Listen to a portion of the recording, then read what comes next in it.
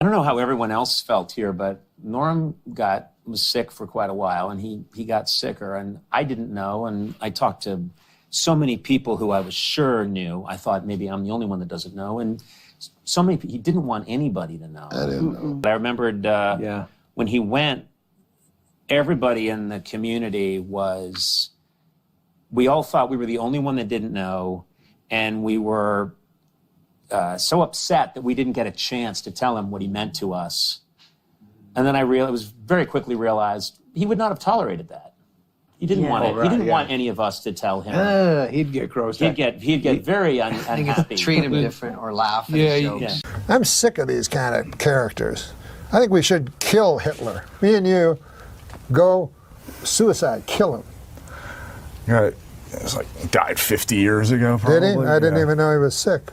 Did want to bring up Norm MacDonald first, if you don't mind, and your thoughts on somebody who I'm sure you've known for quite some time. Well, I didn't know he was sick at all. It's sad. And one of the guys who loved him and always had him on the show, is a huge fan, is Jay Leno. And Jay's with us. Jay, how are you, sir? Good. I mean... Horrible. I didn't even know he was sick. Were you aware it's so of that? sudden.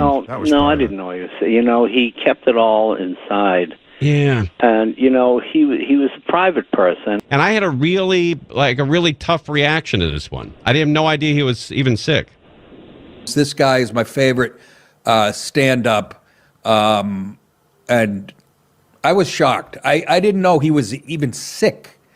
For obvious reasons, we lost Norm MacDonald this week, which was just, I had no idea that he was even sick.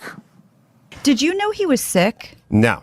Absolutely stunned. Had no idea that Norm had not only been very ill, but been very ill for a very long time. None of us had any idea.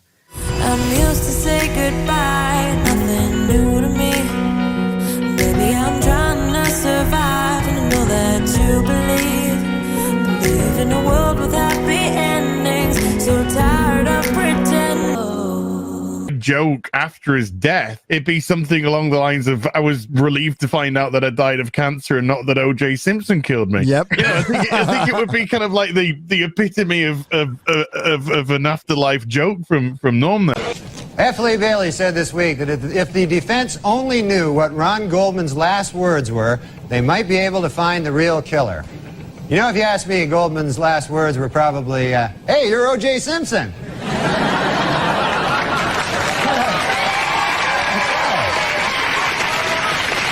We're back with our remaining moments on Larry King Live. We bring two of the great talents, both formerly of Saturday Night Live, with us. David Spade is in Los Angeles. Norm MacDonald is here in New York. And now... Hello, Norm. Say hello to him. Hi, David. David and I apparently are having some kind of feud. He left this message on my machine. So what is this? What is David? that? Did you not want to appear with him tonight? Norm, Come on, David. Tell us. I wouldn't pay $300 to have my hair blow dried to be treated like this. No, your hair is great. I was just... Do you feel, David, that the star spotlight has been taken away by MacDonald tonight? No, I don't mind. It should be. Oh, Norm's my buddy. Norm's one of the best guys out there. I've been watching this whole show, laughing my head off. I don't think Larry knows that Norm's a little kooky. And he's got some funny stuff to say. What do you make of that? He's accusing you of not having all the marbles. Good Lord. Are you shocked? Not having all the marbles? I'll tell you something about marbles. I haven't seen a kid playing marbles for years. China Syndrome is a great rental. He's doing my column now. Okay. Of all the colors, blue is my favorite. Stop that. Okay. Where is John Stamos? When do you two go to work together? Why don't you do a movie together? We'd love to. We've been trying to for a long time, right, Dave? Yeah. Norm's one of the few super funny guys out there that I'm trying to keep up with. He's a blast, and whatever show gets him next will be in great shape. Well, David, do you think he's going to do a weekend update on the new Howard Stern show? It seemed like that's what you told him. So. It seems like that to me. I don't know why he's in some sort of denial over this. Norm's a little tricky, but he's in demand, so I think they'll have him if he wants to do it. And maybe Meet the Press will ask you to do it, and he'll come back then. Meet the Press would be great. Tim Russert, right? Yeah, you and Tim. Me and Tim would be a great... Load of laughs. You guys lost me. He doesn't know who Tim Russ is. Anything about Tim Russ? He only knows supermodels. I get blank stares. Yeah, Hey, listen, Larry, you live next to me in Beverly Hills now. You knew Clampett. You're right next to me. Clampett. I just heard you're going to come by don't my... give the address. We're going to I know where you are. You're by Nate and Al's. My house has a water wiggle out front, and you're going to have to come by and hang out with me. What is that? What's a water wiggle? That's his thing for a supermodel. What an idiot. You're going to be part of Neighborhood Watch with me, and you're going to hold up your end. I don't care if you're out of town a lot. Where do you live, Norm? I live in New York City. Here, the Gotham. Yeah, the Big Apple. But I've seen you in L.A. Yeah, I saw you with Chris Farley in New York. Yeah, I saw you in Los Angeles, me and Chris Farley. Yeah, his story doesn't check out, does it, Larry? No, so you It's got some holes in it. I live in Los good Angeles. observation, Spade. I'm bi-coastal. Get it out, Norm. Bi-coastal, yeah. Bisexual.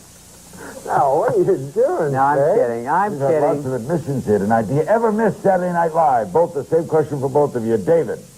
I miss hanging out with Norm and some other people there, but I don't miss how hard it was. It was a good 6-year run for me. It was fun. But you don't miss doing the show? I miss it in pieces. I'd like to host it, but right now, to do it every week, I'm too old now. Norm? I've only been gone like 1 week. But you, unlike David, you were fired. Yeah. So distance is quicker to have. Do you miss it? All right, did you miss it last Saturday night? Did you watch it?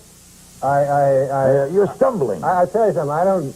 Where I live, I don't get Saturday Night Live. You know what, Larry? They show. I watch Saturday Night Live, but I don't get it. Norm was at home hey, with. Stop stepping on the joke. I don't know. I Me and can't. Larry are doing a little vaudeville here. I'm 2 minutes behind you on a tape delay. David, what were you going to say? I just heard the Siamese twins thing. No, I was saying that Norm sits home and there's just montage music and you hear the road is long and he's watching 6 TVs in his house. I used to, when I did the show, I'd always take off right after updates so I could watch the rest of the show at home. You know. Really? Yeah, because, you know, they want you to stay till the end so you can wave, because everybody waves. You're not a waver. Well, it's odd because sometimes the show sucks. And then at the end of the show, you're out waving like a jackass. But Norm, sometimes at the first 3 years I was never on and I had to count that as a sketch. David, thanks very much. Norm, thanks very much. Thanks, Larry. I want to thank Larry King for hosting this earlier. Yeah, Larry Very was good. great. Thanks for joining us. See you Monday night. Good night.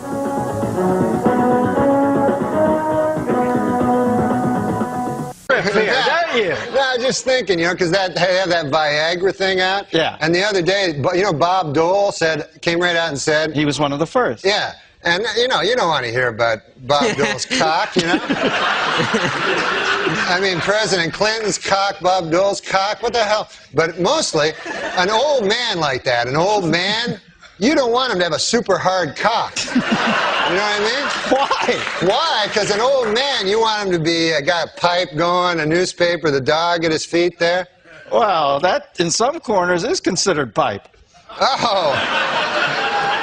But now they're going to have to create some goddamn pill that makes women aroused at the sight of a fucking 70-year-old dude with a super hard cock. You know what I'm saying? It's crazy. This is Viagra. It's insane. And you know what it's for? Impotent people. All right, it's for impotent guys. So get this. I read this. The pill can make your cock hard for 4 hours. Right. So now, who has the 4-hour hard cock? The impotent guy. The rest of us are fucked. Me and you got our regular cocks. Meanwhile, fucking Spade is, you know...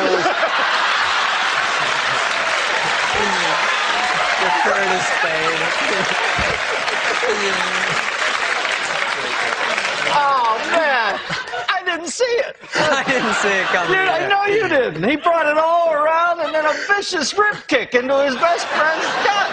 Once there's too much cock talk, I try to just zone out for a minute till it goes back the other way. If there's too much cock talk, this guy has fevered nightmares all night. Dreams, I mean, like sweaty, fevered dreams from the cock talk that's been all over his head. Cock. Why bury me twice? He's killing me. No, he's a good man. That erased it. All right. No, he's a good fan. Who cares? After all that, that's the whiteout he puts on. Yeah, I know, it's awesome. After he talks about you doing chin-ups on cock for 18 minutes, he says, no, he's a good guy. If you're gay, he's a completely straight guy. He gets a lot of ladies. You know that about him with the ladies. Don't say ladies. Women, girls. Okay, thank you. Ladies, what are we, fucking on an FM station here? He's Don Cornelius. But these gay guys, man, I was reading, you know about the... These gay guys. I haven't even said hi yet. All right. Tell me what it is with these gay guys. I know, I'm already... I just read this thing about the Michael, George You're reading Michael. a lot, aren't you? Yeah, I got a little time off. Now I read the newspaper. And this really strikes me about the gay community. I don't know if they're a community, but called West Hollywood. Yeah, they're gay, and it's, you know, George Michaels. He hangs around the bathroom. He has sex with multiple guys. This is no way. You got to get it right. Hangs around the bathroom, and it was described as a lewd behavior, but I don't remember sex with numerous guys. Well, is that what you took away from it? What does he do? What were you, in the next stall?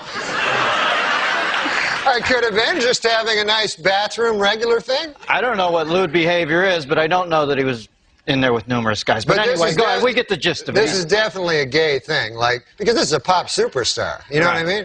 You're not going to walk into a bathroom and all of a sudden Farrah Fawcett's like, ah, you know? You're not going to... What? I love it. What I'm saying is, why would a famous what was she doing? Some sort of cervical belt sander thing, or what was that?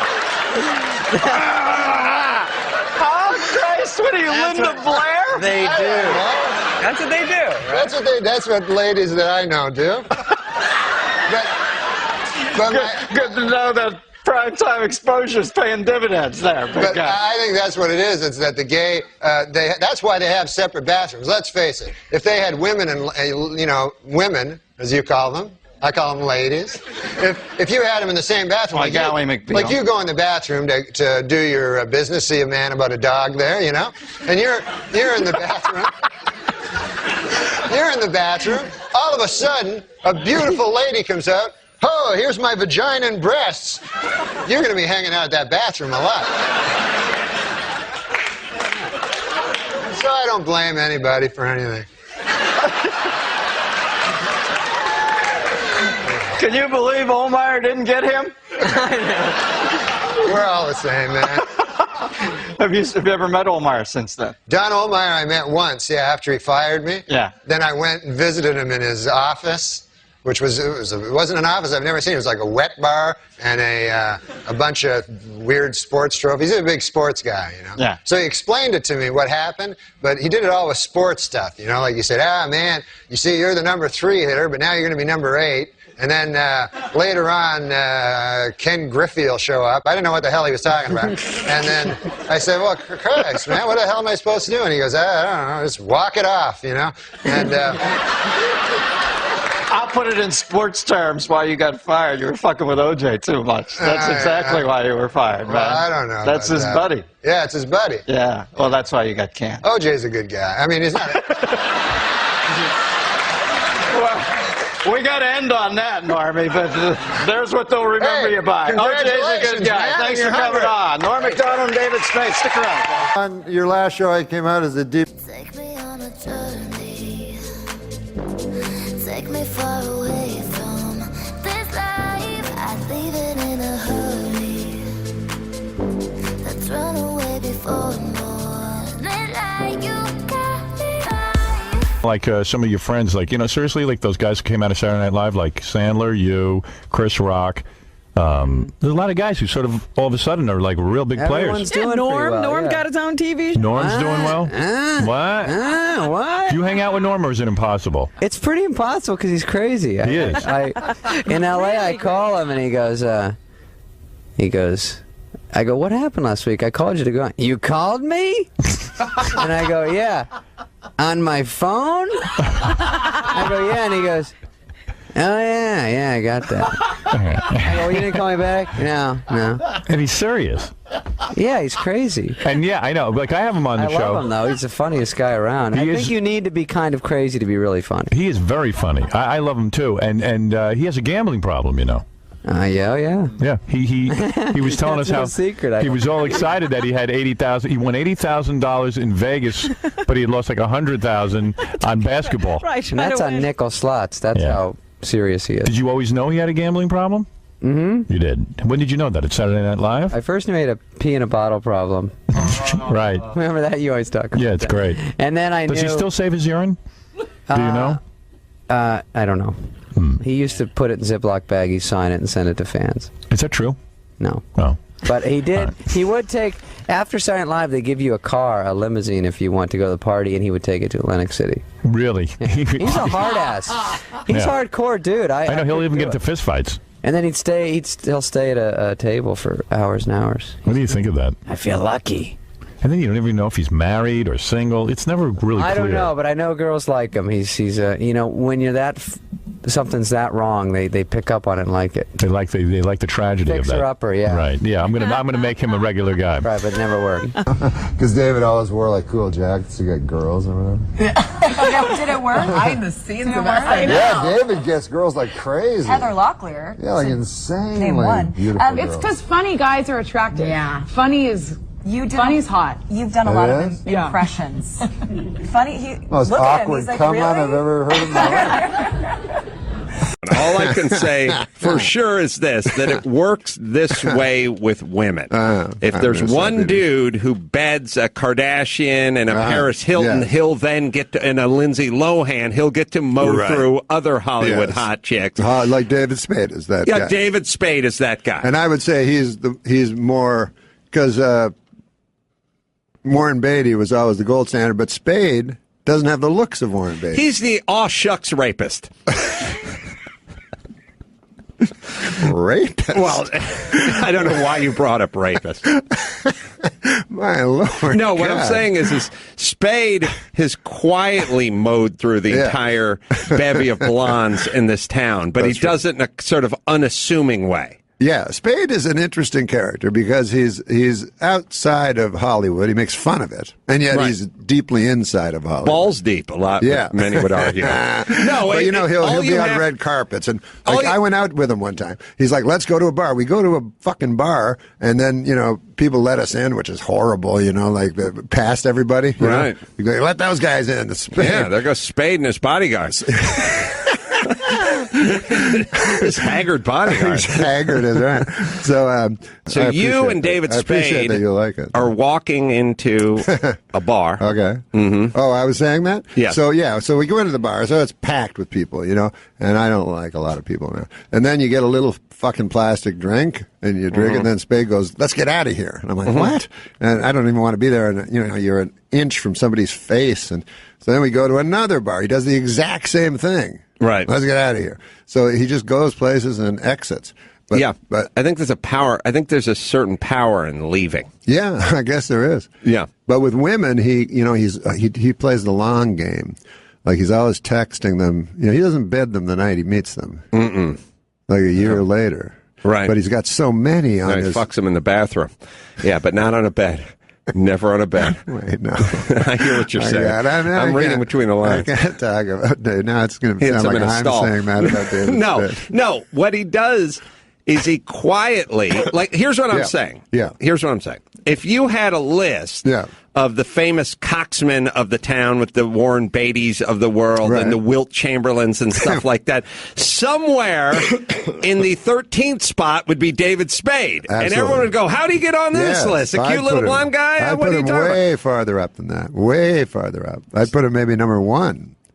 Well, that's what I'm saying. In terms of sheer numbers. Quietly goes about his business. Yes, he does. And until we start talking about it. I know we shouldn't. But he's very self-deprecating about it. But he also, he knows everything that a young girl knows. Like that beautiful 20-year-old. He can talk to them about keeping up with the Kardashians and whatever the hell. Right. And then if I try to talk to a young girl, I go, "You ever watch Matlock?" You know, it wouldn't work. But he has the same exact interest that they do. Yeah. So it really works, you know. I did see that Norm was Letterman's choice to be his last stand-up. I thought that was pretty. That was a funny bit too about that was great. World War II. Well, which one? The funniest bit I thought of Norm's that he said was how your phones change everything now. Right. That is a picture. He's got one grainy picture of his great grandfather, like separating the hogs on the farm. Right. But now, because everybody's got a phone right now, somebody from years from now, here's 1 million pictures of my great grandfather doing everything in their life. And Norm's face when he did his grandfather, he's just horrified that someone's taking his picture, like, just looking like in shock, like, don't take my picture. Yeah. Oh, that was a great bit. Oh. But didn't he do the Hitler bit too? About Germany challenges the world. And then they fought the world again. Norm MacDonald, and this is not a slam on Comedy Central. Sure, it's not. But, this day's been coming a long time. Fucking. Now listen. They had Norm MacDonald, who's like the most eclectic fucking Renaissance mad mind, hosting a goddamn sports show. That was their idea. That's called putting somebody in a fucking harness. He's hosting a goddamn sports show. Of course, that wasn't. Sports is one of the many. He doesn't even like sports. He just likes gambling, so he knows a lot about sports. You're taking one of the most brilliant minds and putting him in a fucking. I hope your next sports show is hosted by Aaron Hernandez. I'm serious. Well, pound for pound, Manny Pacquiao is the greatest fighter in the world. This Saturday night, Pacquiao defends his welterweight title in Las Vegas. Now, I don't gamble anymore. You could say I had a bit of a problem. And my bankruptcy lawyers have said as much as well. Hey, Neil, you bet $25,000 on Pacquiao to win. I'm telling you, it's a mortal lock. I like this Sugar Shane Mosley. Sugar Shane who? What? You never told me about this guy? Why is he on the cover? So anyways, I'm worried about this guy, and I'll tell you why. He's bigger than you, and he's blacker. And that's what I go on with my boxing. I always pick the bigger, blacker guy. This is a lot of money. I want you to look me in the eye. Are you going to win this fight? Yes. The fight is this Saturday in Vegas, and I just want to tell you this is a real ticket. This is not some TV horse. So I really feel good about it, but part of me wishes I'd bet on the other guy. Perfect reference there. Hey, now listen, did I hear some rumble that Brother Sandler sent out Maseratis to the cast of Grown Ups? Did you reap the benefit? First of all, let me just say one thing. Nothing's better than Nancy Pelosi Augustus reference. Pelosius Augustus. I'm still swooning over that one. Yeah, Sandler gave Maseratis to Spade, Schneider, Kevin James, Chris Rock, all of whom need one, by the way. Very bad. Exactly. What'd you get? No bitterness, but me and Norm MacDonald, yeah, we're splitting a zip car. And you split a zip car with Norm. It's like having one of those, those Christmas trees the drivers have that smells like North Slope Sensimilla. Yeah, this car. I don't know. They must have been smoking pot in here or something. Norm cancels on us once every 2 weeks, and I almost enjoy it more than him showing up at this point, because he always wants me to talk to some ventriloquist puppet that he says is on the phone. A Holocaust tonight. What has happened to Norman? And then when he sees you, he's going to go, how come you never have me on your show? Nope. We tried to get you on. What? Nobody funnier, though. I mean, you got to give it to him. Nobody funnier. That guy, if I'm in a room with him for 10 minutes, they got to put the paddles on me because I flatline. When I worked on his sports show. Oh, yeah, you know him well, yeah. I gave him a ride. Then I was staying at Neil's house. Then they're like 2 blocks away in Santa Monica. So Norm goes, it's Friday night. We have off Saturday. Norm goes, you want to come up? I go, no. I go, because I think he's tricking me. Because if I say yeah, then I'm gay. Yeah. So I go, no, I don't want to come up. So I go up. He eventually talks me into going up. It's awkward. So then I leave. Then when we go back to work, he goes, yeah. Then Brennan drops me up. He goes, can I come up?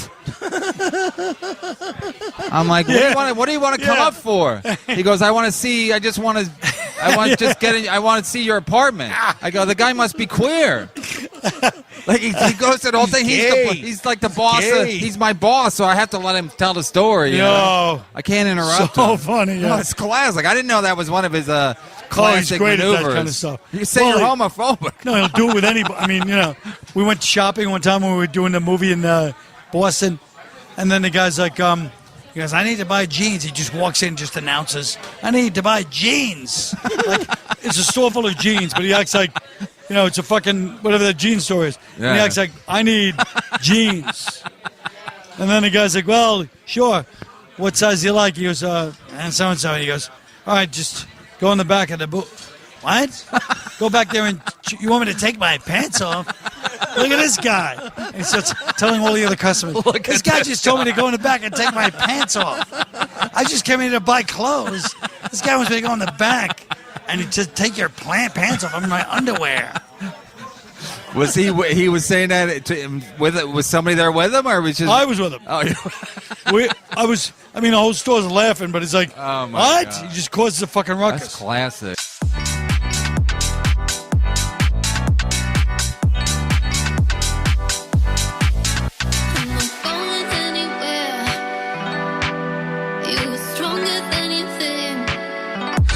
Well, I don't understand what complex mathematics is, but one time I was in an elevator with Norm MacDonald, and we're in the elevator with these guys, because Norm MacDonald in an elevator is very, he'll he will literally say the worst thing you can say about somebody and then leave, and you're left there with all the people. That's his thing, one of his things. But there's two guys who were talking about some complex mathematic thing. This is in the late 90s at 30 Rock.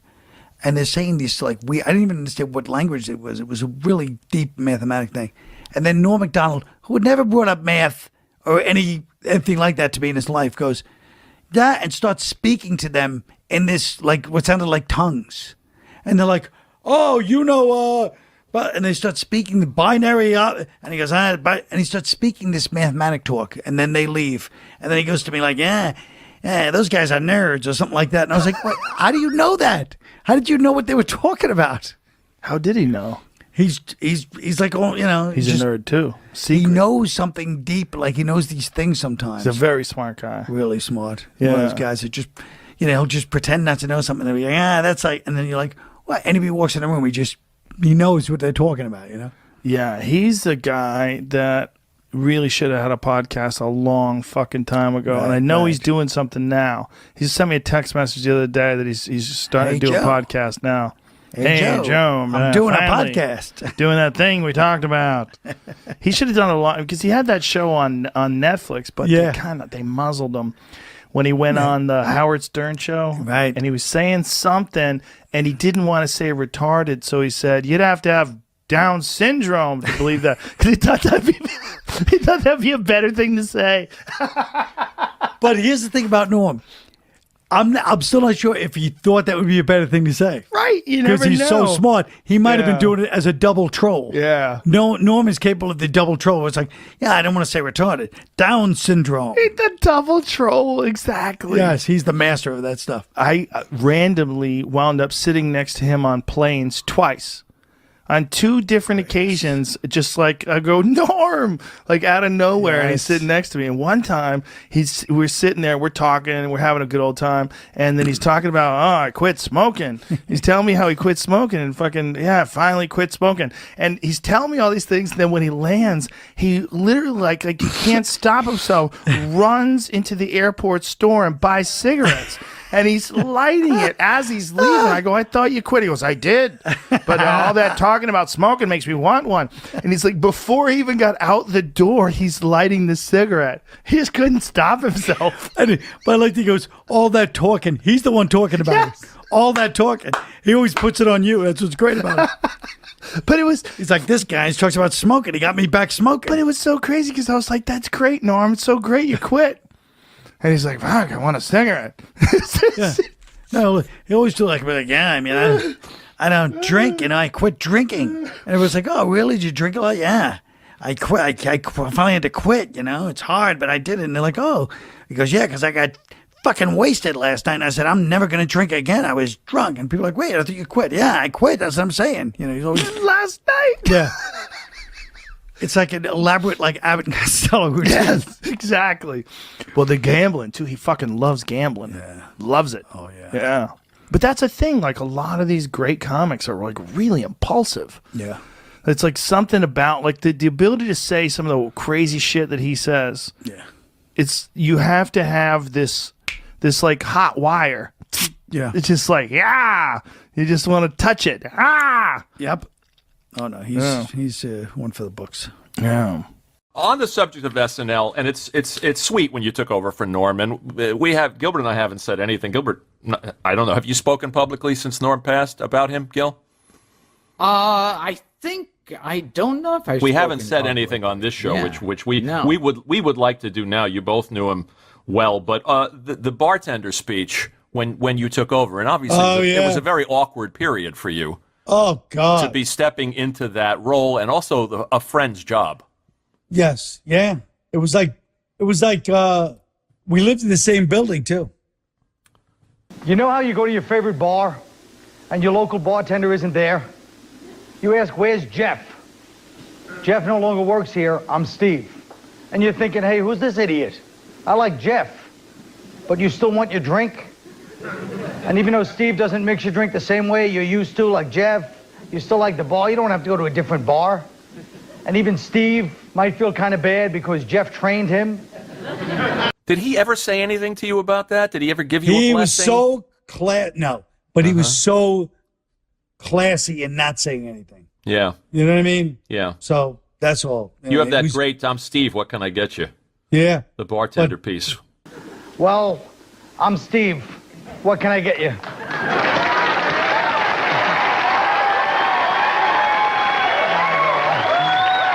But I wish it would have stayed the way it was. But, you know, it is what it is. But, yeah, Norman's he's so funny. He was so distinctively funny. You know? Nobody like him, really. No, he had his own thing. You know what I mean? He was just very, well, like Gilbert. I mean, they just have their own, they march to their own drummer, even in a business where everybody marches to their own drummer.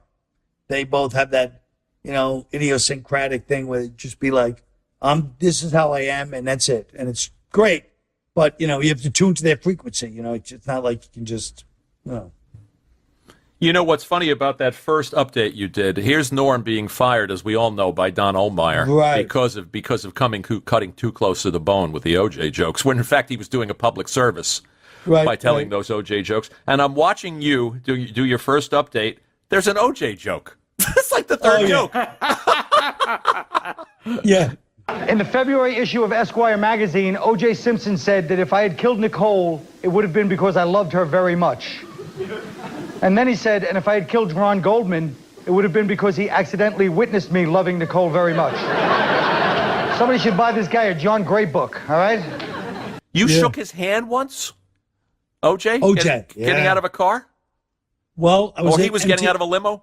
He was getting out of a limo middle of the afternoon. And I have no psychic energy. I've never had those kinds of things, you know.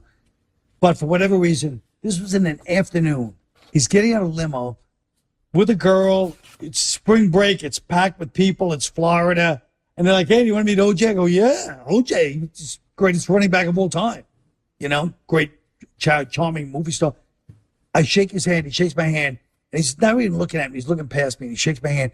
And I felt like a jolt of, like, evil. I swear to God. It's like the Dead Zone. That's what it was like. That's what it was like. And I was like, I go, that was weird, OJ. I love OJ. Well, that was weird energy, you know. Wow. So you picked up on something. I feel like I did, you know. It's, of course, in retrospect, but I remember telling people at the time, so. I was also fond of, going back to your SNL bits, Colin Quinn Explains the New York Times. Yeah, that was a good one. And the St. Pat's editorial and Joe Blow. You look like you were having fun, and the best stuff is you and Norm together. That's right. That's right. There's obviously an affection that comes across on the screen. Yes, yeah, and that was the early days of it. It was great. I'm sorry we never managed to get him here. We tried, and for whatever reason, he was as elusive as you. He's more elusive. He's like, he was. I love to do it. I'd love to. You're like, oh, good. How about next week? Yes. What day? And you're like, okay. Yeah. He's like, all right, call him and we'll set it up. next week is perfect because I'm doing this. And you're like, hey, how's it doing? Years later, what happened? What? I thought I was going to come on your show. What happened? It's like, oh, Jesus, Norm. Well, like you say, march to his own drum. Yeah. Well, I can tell a joke. Go for it. Yeah, please do. Please. Yeah. There was a little boy in school named Dirty Johnny.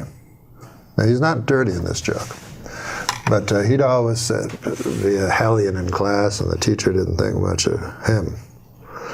So the teacher has a project, or not a project, but an in-class thing. How'd that go again? She says, now, this is what you're going to do here, class. I want you to stand up. I want you to stand up and tell the class what a story from your life. And then afterwards say the moral to that story. So a girl puts up her hand. Yes, Becky, what's your story? So Becky stands up. She goes, my dad works for the hatchery here in town. And what happens was he got about 15 eggs.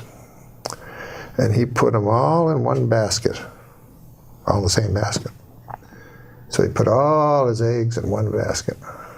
And he put it on the horse and buggy and drove back home.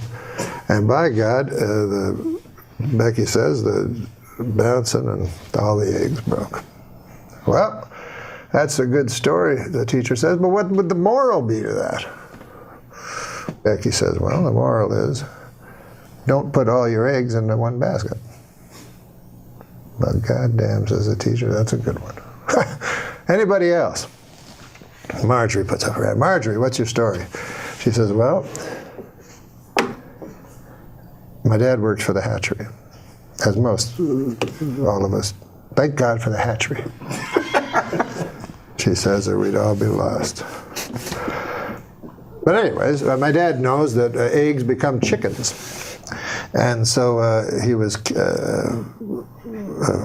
counting his chickens, and he added in the eggs, you see. And then he put them on a horse and buggy to go to town, and they all broke. Well, what's the lesson to that? The teacher says. She can't understand. And she says, well, don't count your chickens before they hatch out of an egg. So the teacher says, that's a great one, too. Anybody else? Well, wouldn't you know, Dirty Johnny has his hand up. So the teacher's like, holy God, I don't want it. But on the other hand, I made an oath to every child, should I suppose I gotta. All right, Dirty Johnny, what do you have to say? Johnny stands up. The story's about my Uncle Terry. He never worked at the hatchery. On account he was in Vietnam. And he got disability. He don't even like people work at the hatchery. But the story happened far from these shores, in a little town called Da Nang. Terry was not well liked. His whole troop left him, abandoned. And he woke up in the weeds, and all they left him with was 3 bottles of Jack Daniels, some weapons.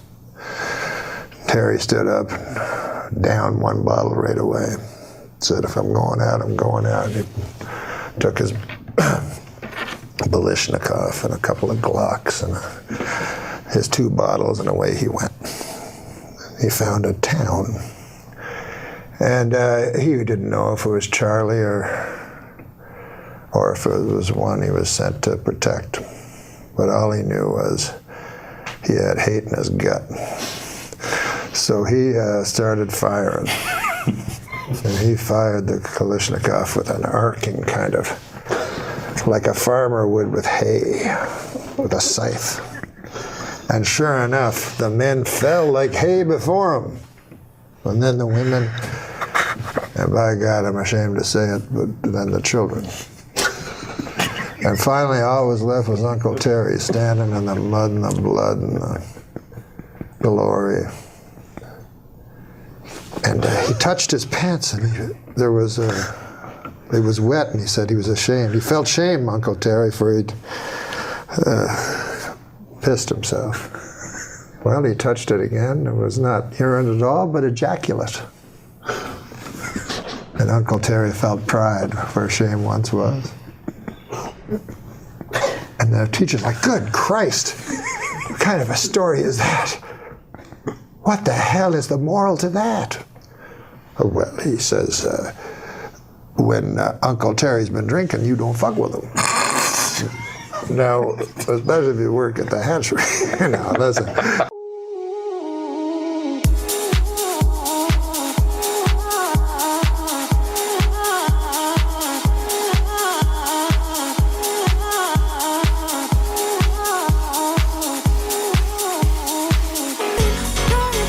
So listen, guys, this has been fun, hasn't it? This has been probably my favorite. Good. It saves me a trip to my senile uncle.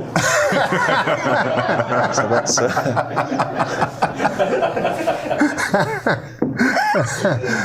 So when you started Incredibad / The Lonely Island. Yeah, The Lonely Island. What's the significance of that name, though? That's what really I wanted to ask.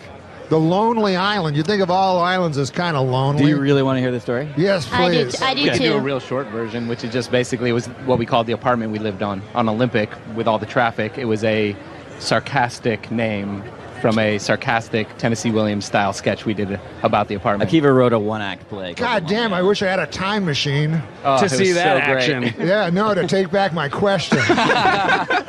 Thought you were going to say to murder Hitler. I would not. You know, people always fucking want to murder Hitler with their time machine, right?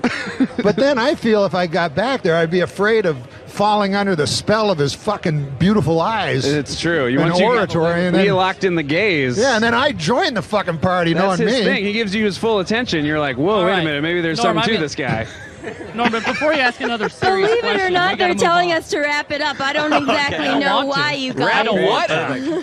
This was fun for everyone. It's the For the Lonely record, Island, guys. I would have killed Hitler. So thanks, gentlemen. Can I just clarify? if I did go back in time to kill Hitler, I would do it. Yeah. I wouldn't get That's lost the- in that's his the front eyes door and then choice. bail. Yeah. Just so I don't get hit from all the I know all the defamation leads. You would end it. Yeah. Listen, Okay. man, I'm sorry about We gotta wrap it up. I'm sorry It's about over. bringing up Hitler. You really brought this live show to a new This is level. the first one, right? This is your first interview? It's just gonna get worse from This is here. the first time I've ever interviewed a man. If you can bring Hitler into all of them, they're going to ask you back for sure, which is I know what you want. That's what we're all hoping for. Okay. I'm sick of these kind of characters. I think we should kill Hitler. Me and you go suicide, kill him. Right. It was like died 50 years ago. Probably. Did he? I didn't even know he was sick. He wasn't. Well, no, that's fine. I wish I could find a Hitler of today and go kill him.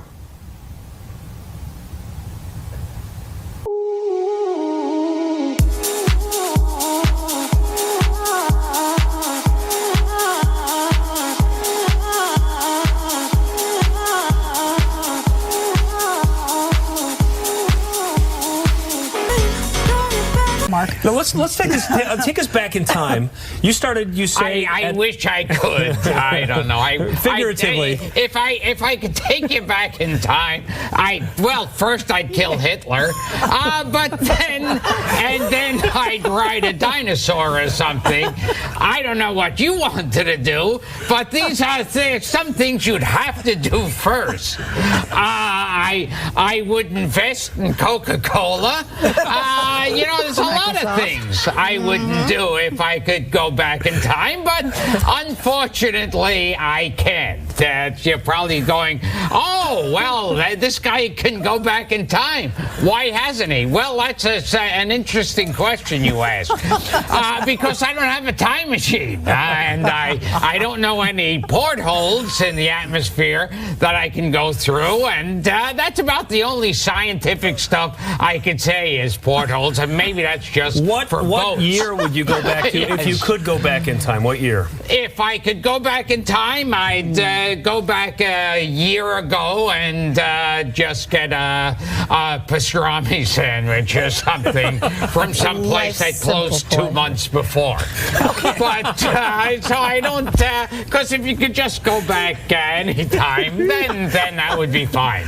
Well, then, let's go down memory lane just a little bit. Yes. Okay, when I did thought you? he just went there. No, I'm kidding. I'm kidding. Yes, I'd say hello to Jesus. I'm sorry. If I could go back in time and say, hey, between you and me, I think, maybe keep your mouth shut. It's getting people angry. You're really not making any friends here. Eventually, you'll be famous. Trust me. But right now, maybe you just want to, pull back a little. Go ahead, Angela. Hop in here. Didn't you once perform at a hospital for the insane? Yeah. What are you drinking? What are you drinking?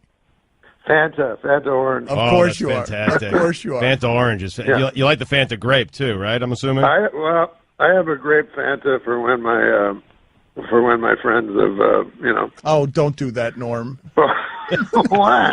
Norm. I always have it here. But I know. No, I did do a hospital. It was supposed to be a regular hospital. And when I got there, there was barbed wire and everything, and it was a hospital for the criminally insane. And they had an incredible, room. And they said the Gatlin brothers were here last week. And I was like, what? Like, I wasn't even sure they deserved a show. And anyways, I went on. I got heckled before I said anything. As I was walking towards the stage, a guy yells out, nice shoes. Now, these guys are not politically correct. No, right. These are criminally insane people, you have to understand. Right. And then the guy beside him goes, Jerome's right, them some shoes. No. Norm. Okay. I don't. Well, now what do we do? Every dumb button at ESPN was just okay. Look at you guys with your. Is he still there? Or did we lose him? Once we dump him twice, do we lose him, or do we still have him there? Give me a second. Okay. Let's have a talk with Norm. All right. All right. We'll come back and do celebrity prognostication with Norm MacDonald. We think. This is the Dan Le Batard Show with the Stugats on ESPN Radio. Our thanks to Hank Azaria for joining us earlier. Norm MacDonald needs to make his NFL picks for this week, so he rejoins us here on the Shell Pennzoil Performance Lud. We like awkward around here. He's better at awkward and uncomfortable than we are. Mike Ryan's objection to the continuing of this segment has been duly noted. I would say Norm's the best ever at awkward and uncomfortable. He's awkward and uncomfortable, yes. And he's got a new book out based on a true story. That's the title of the book. It's available September 20th. Our executive producer, I am responsible for whatever it is that happens next because Norm was dangerous last segment. So, Norm, can I ask you to behave yourself within the context of Norm MacDonald behaving himself while we do these celebrity predictions, please? Oh, yes, of course. Everything I said had a quotation mark around it. It was someone else saying it. I understand. That's right. You did say that. There was somebody else saying that. And the story, you didn't get to the end of the story, right? So you were being heckled. Don't use the words again. But you were being heckled. I'll tell you, the end of the story was a criminally insane guy made his way to the stage and started biting my leg. and then that worked really good. Okay, so that's none of my jokes were working. Right. I remember one joke. I go, "How many of you guys have an answering machine?" And this guy goes, "None of us." And the guard goes, "Tuesday's the day for any complaints, Kowalski, and you know it." I'm like, "Oh." He goes, "Pipe down, let the man speak." I'm like, "This isn't going good." I love a set ending with you being bitten. Will you guys quit being uncomfortable in there? Come on, it's Norm MacDonald.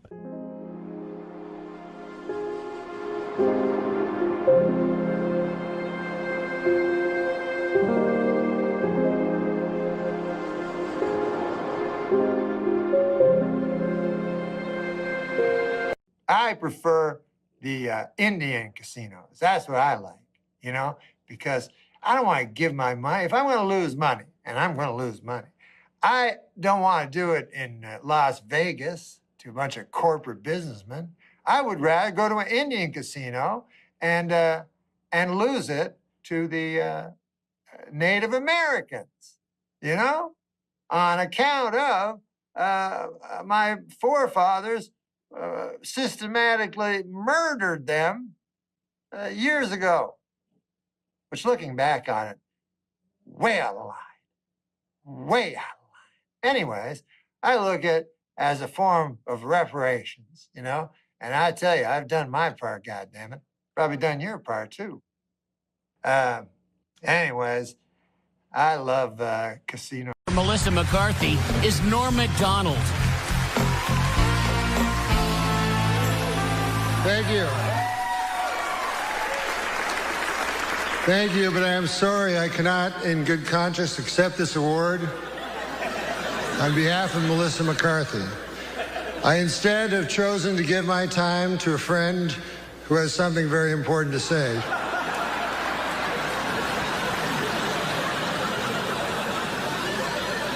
My name is Johnny Two Feathers.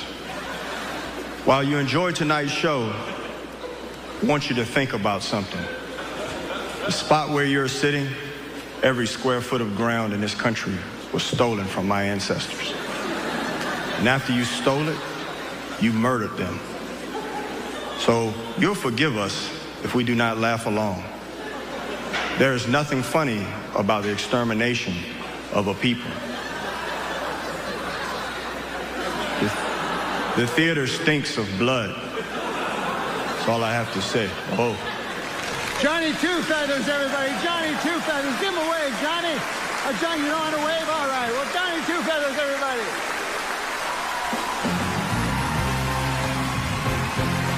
Probably just like masturbating in a dark room. Angry over the Atlanta Braves and Cleveland Indians' use of Indian caricatures as logos, Native Americans showed up at the World Series tonight. They chanted for hours to protest Indian stereotypes, though it didn't help their cause any when it started to rain.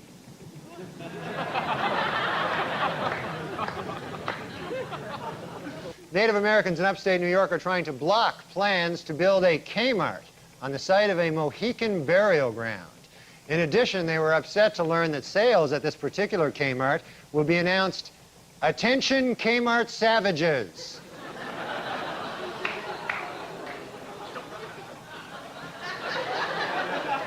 In Michigan, State Historical Commission officials say they will not interfere with the building of a new major sports stadium, even if construction unearths historical artifacts. However, state Indian Affairs officials say that if relics from a Native American tribe are found, they would like to have the land set aside and designated as a sacred tribal burial ground / giant casino. In Wisconsin, students at Menominee High School are desperately fighting efforts by the politically correct to change their team nickname the Indians. Already, opponents of the name have rejected the students' first compromise, the Drunken Indians. They feel that's almost worse in a way, you know?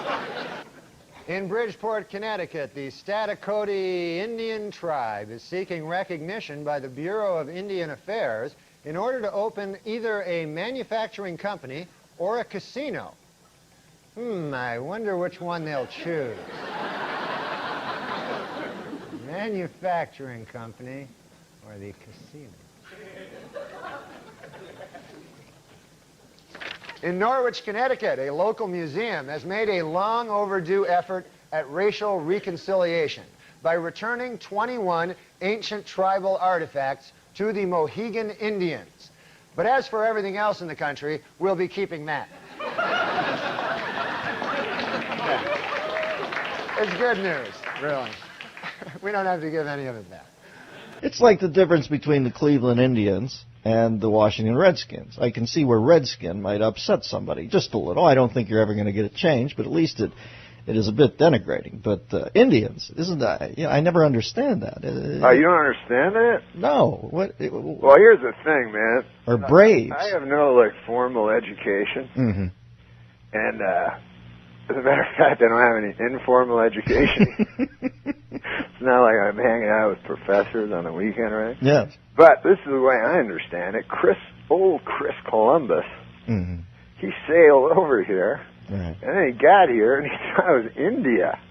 Jesus, what a dolt. And that's the source of us all. Yeah, so he goes, hey, man, look at all those Indians. All right. Oh, that's it. And then one of his buddies goes, hey, man, we took a wrong turn at the middle of the Pacific Ocean. This is America. and then he goes, hey, you Indians better get the hell out of here. You're not even in the right country.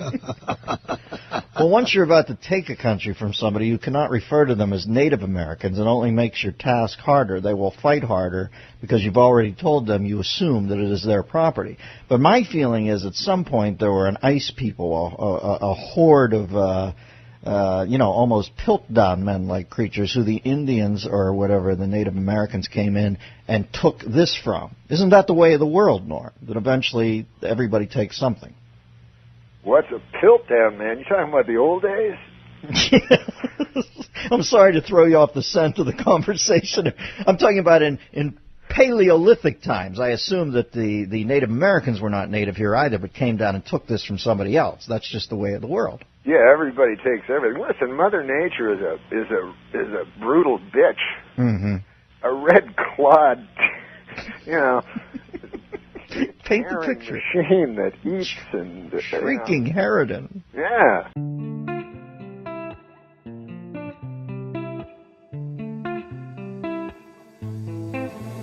Little one, you've been away so long, and I need you now more than forever. So, Jenny, what month was your issue? Quoting Churchill. May of 08. Who was on the cover? Do you remember? It was a Russian girl. Uh-oh. And my nickname's Genocide, so I think that was kind of funny. What? What? What do you mean? Is Genocide giving her comedy fucking advice? Why is that? It's funny because there was a genocide. In Russia? Only about 70 years ago. Against the Russian people. Who still lives? But me. That's not a You genocide. first. Huh? Check her back. No, it was Oh, the 700. it wasn't a complete genocide. What do you mean? No, it was. Well, Stalin was a mass murderer. Only Jewish people seem to get really offended by my nickname. There are fives in a cake. Dave's getting bored. Right, Well, because they're the only ones that live. Well, the only through true genocide. genocide was the. Sam, another one this way, Sam. That was a true genocide. Wow. What? The American Indians was a true genocide. No, that was for land.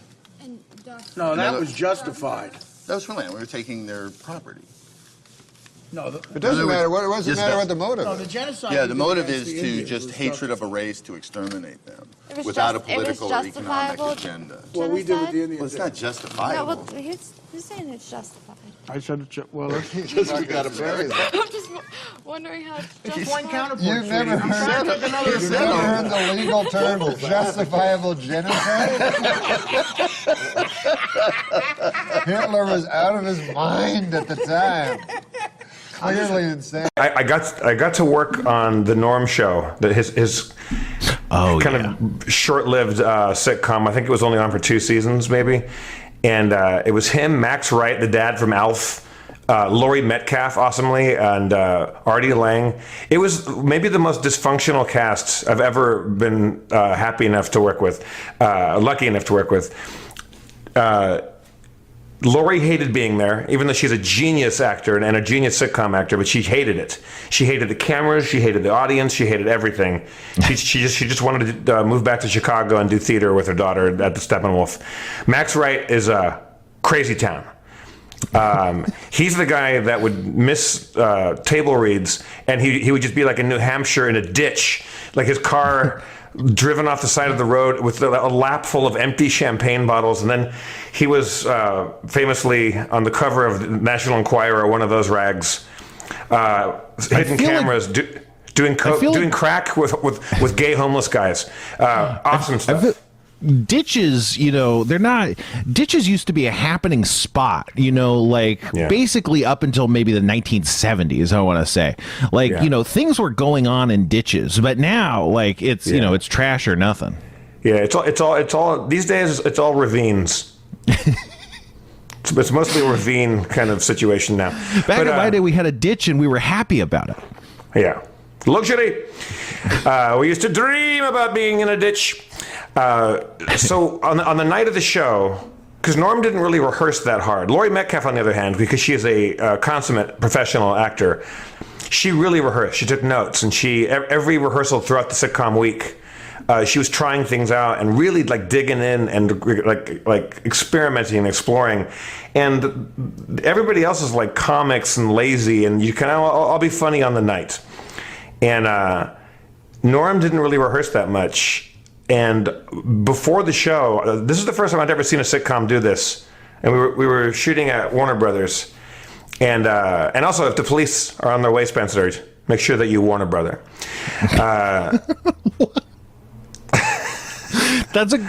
often does that come up? I mean, that's great, but how often can you fit that into? I saw a dude anywhere? with that shirt with the WB logo, like the the WB, and it said, "If the police come in, Warner Brother." It's a great shirt. We met in the green room where normally it's reserved for the network exec mucky mucks to watch the show and pass judgment from on high. The whole cast met up there, and guest stars like myself. I was just a guest star on it, and to do a speed read before the show, which I'd never seen before, like to really just speed read the entire episode. And I got the impression that it was basically for Norm. That is this story ringing a bell to either of you? Did I just tell this story on the show? Not just, but yeah. Then you said, like, weren't you talking to Artie Lang about how he how he just gets blasted and gets like to me it sounded like I imagined like a moving dolly, and he was just like on the dolly, and he just like rolled him in. No, I don't know. He was gone for like an hour and a half. The audience was loaded in, so I know I'm repeating myself now. But we were all worried about it, Norm. I'm like, does this happen a lot? And Artie offered me a cigar. I'm like, I don't smoke, but can I take one for a friend? He's like, yeah. He gave me this nice like Nat Sherman cigar. And or like little cigarillo kind of thing. And if you can imagine, I knew Artie a little bit, but Artie was like, he seemed like the level one, like the level-headed guy in the cast, comparatively to everybody else in this weird-ass group of people. And Norm came in, he had done a bunch of Xanax, and then when the taping started, he was perfect. He was absolutely perfect. There's a good story Sam Simon told me, because Sam Simon was executive producer on that show.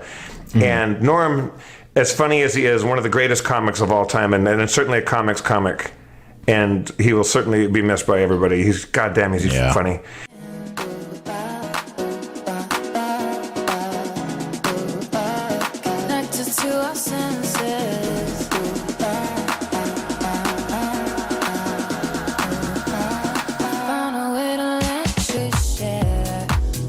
Norm's not a great dramatic actor, apparently, and there was a scene when he fucks up like his love interest in the show, and I'm blanking on the actress's name, but he steps in it. He does something stupid, and she's like, you know what? I don't ever want to talk to you again.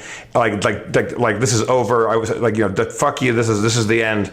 And she slams the door, walks out, and slams the door behind her. And that's the end of the scene. And I think that was a commercial break. And Norm in the script is supposed to look very sad. So she would do the line in rehearsal, and she would go, I never want to talk to you again. Slam. And then Norm would just stand there.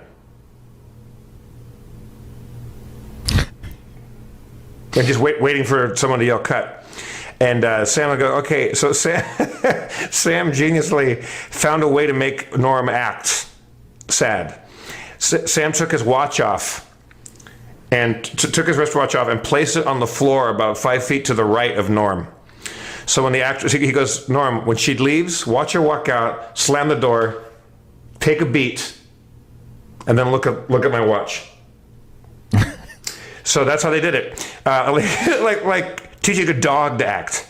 But that's another. And then he just went, and it worked. Fucking genius.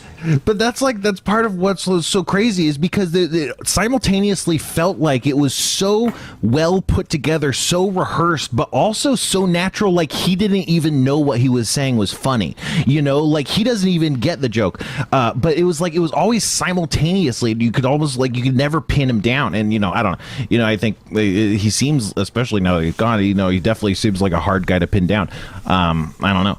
In Milwaukee, Wisconsin, a man allowed his 8-year-old daughter to take the wheel of his car, and an accident ensued that damaged 7 other cars and injured 6 people, which once again proves my theory. women can't drive.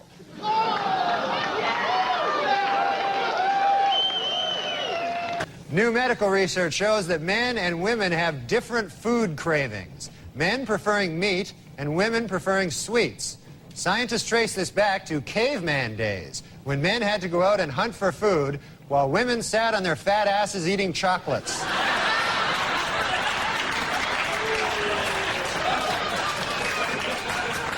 A celebrated fertility statue, which many believe has the power to make women pregnant, began a nationwide tour this week. The hundreds of women who claim it caused their pregnancies are of different ages, races, and religions. But they all have one thing in common. They are all dirty, dirty whores.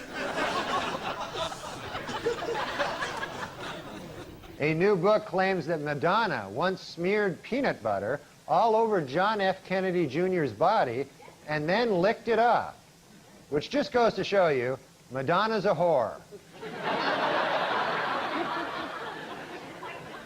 In other show business news, it has been reported that superstar Madonna is pregnant. Although personally I find this a bit hard to believe. I mean, Madonna isn't even married. It's like crazy. And finally, Weekend Update would like to congratulate Madonna, who gave birth to a beautiful baby girl last Monday. The baby weighed in at 6 pounds 9 ounces, making it the 4th largest object ever to pass through Madonna's birth canal. I like that Madonna's baby thing. Oh, yeah, yeah. Oh, yeah. funny. Oh, you know, thanks. it's, I really have to give it to that guy that's the father, you know, Carlos... Leon. Carlos Leon. Or Carlos Leon, I forget which one. Because you got to have a lot of guts. That means he had sex with Madonna without a condom. Yeah. That's great.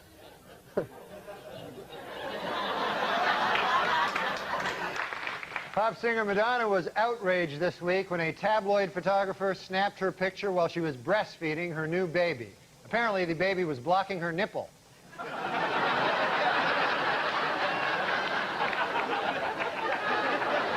Well, filming has finally begun in the long-awaited life story of Evita Peron, starring pop singer Madonna. According to its producers, the film is 100% historically accurate, except for the part where Mrs. Peron has group sex with the Houston Rockets.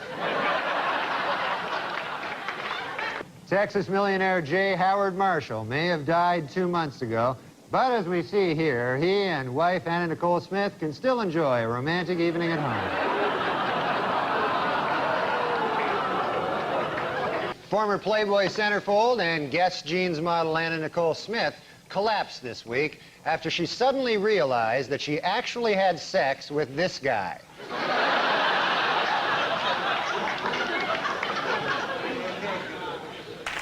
And finally, in entertainment news, ex-Playboy centerfold Anna Nicole Smith has filed for bankruptcy. And saddest of all, she slept with this guy for nothing.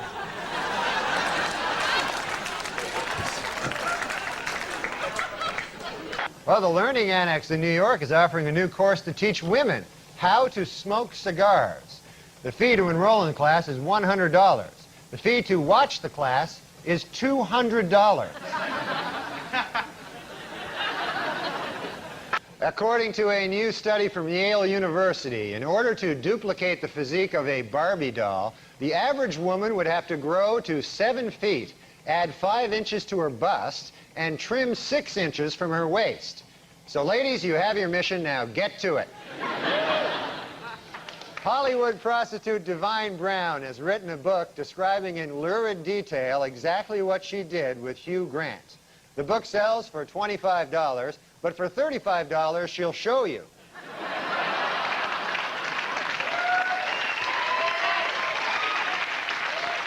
Former British cavalry officer James Hewitt, who was Lady Diana's secret lover, says he will never, ever disclose the contents of more than 100 love letters that she sent to him. This, according to Hewitt's new book, I Banged a Princess.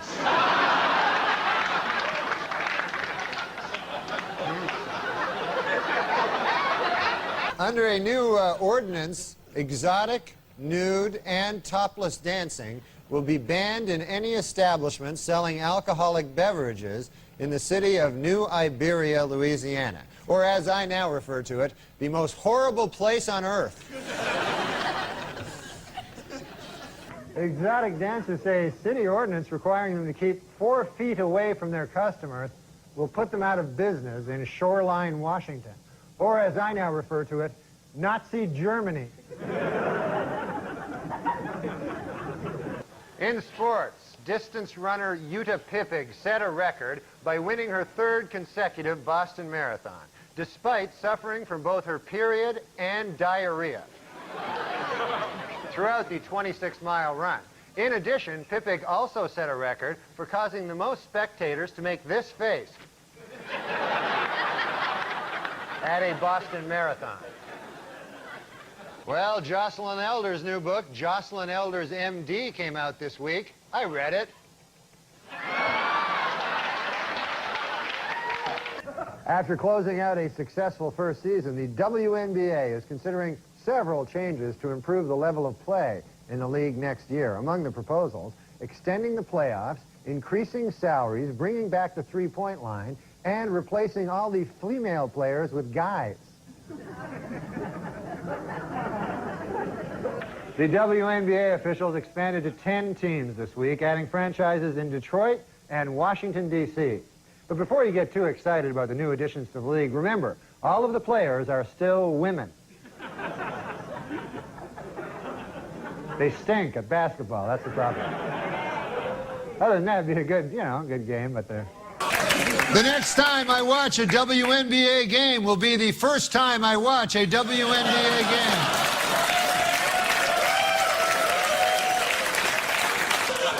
Hey, WNBA, I got an idea that'll sell some tickets, shirts and skins. It was a bad week for the restaurant chain Hooters. The company has been forced to pay $3.75 million to settle a sex discrimination suit brought by male job applicants who claim that its policy of hiring only women is unfair. The settlement was hailed as a landmark case for guys who try to ruin everything.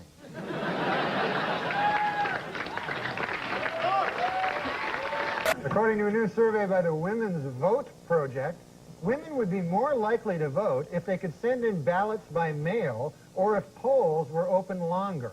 Also, more women would vote if you were permitted to bake your vote.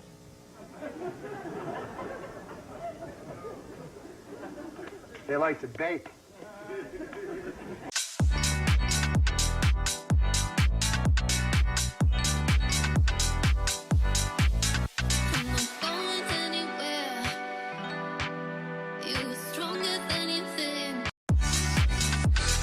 Safer drivers, men or women? Well, according to a new survey, 55% of adults feel that women are most responsible for minor fender benders, while 78% blame men for most fatal crashes. Please note that the percentages in these pie graphs do not add up to 100% because the math was done by a woman.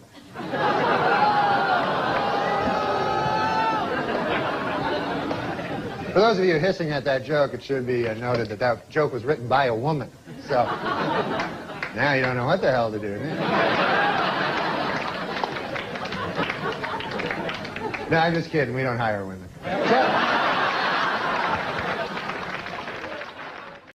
I didn't know him that well in the 90s. And then when my dad died, I had to do a movie with Norm. And I tried everything to get out of that movie because I was inconsolable. And I couldn't get out of it. And working with him was the greatest thing that ever happened to me. It was like he was the right guy at the right time. I was inconsolable. Did he talk to you about your dad a lot? Or what did he do? Never came up. Uh-huh. He just made me laugh.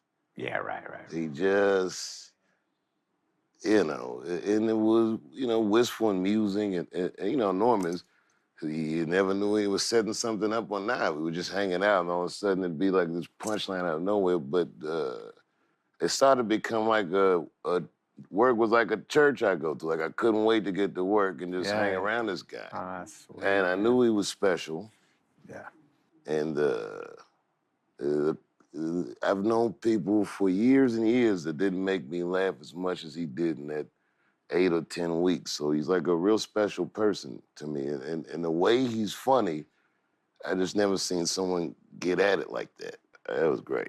He came on our show one time, your old studio, the late night show, and I went in just to say hi before the segment, and he's in the dressing room right outside the double doors, inconsolable, because he had bet on a big game that had just ended. Oh, yeah.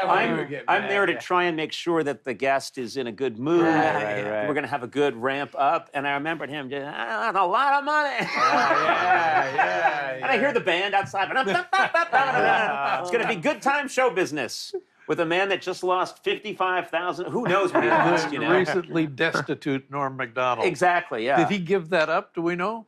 I don't know. I don't know 100%. When it was him reading an excerpt from his book or his book on tape, where he describes his gambling addiction, so poetically.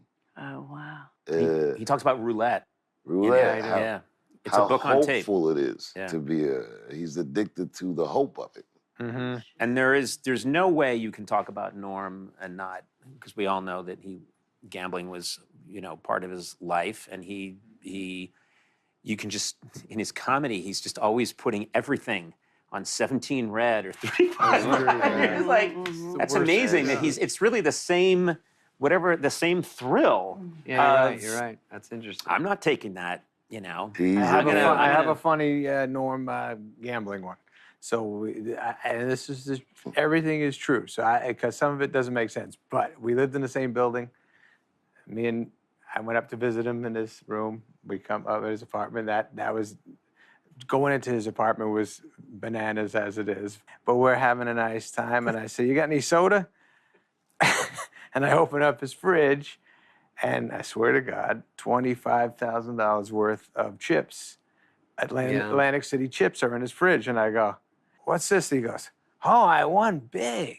I won big on Friday." And I said, "Well, why did you cash it in, buddy?" He goes, "Well, I brought it here so I could talk to Bernie Brillstein to see how I don't have to pay taxes on it." So I go, "Oh," and he goes, yeah, so I'm going to bring it back Monday. And he told me no matter what, I got to pay taxes. So, it didn't work out there. So whatever, I go, "Oh, that sucks." So anyways, I see him at Saturday Night Live on Monday. I go, "Did you cash that in?" He goes, "I lost it all."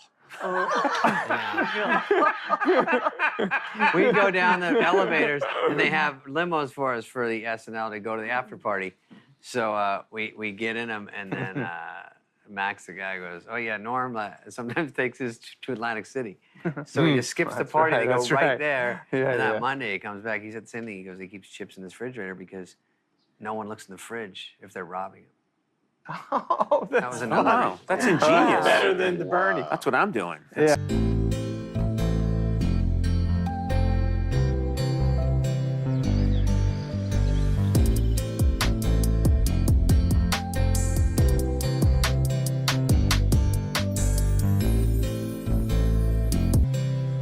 Tell you, I have so many Norm stories, but this is one of my favorites.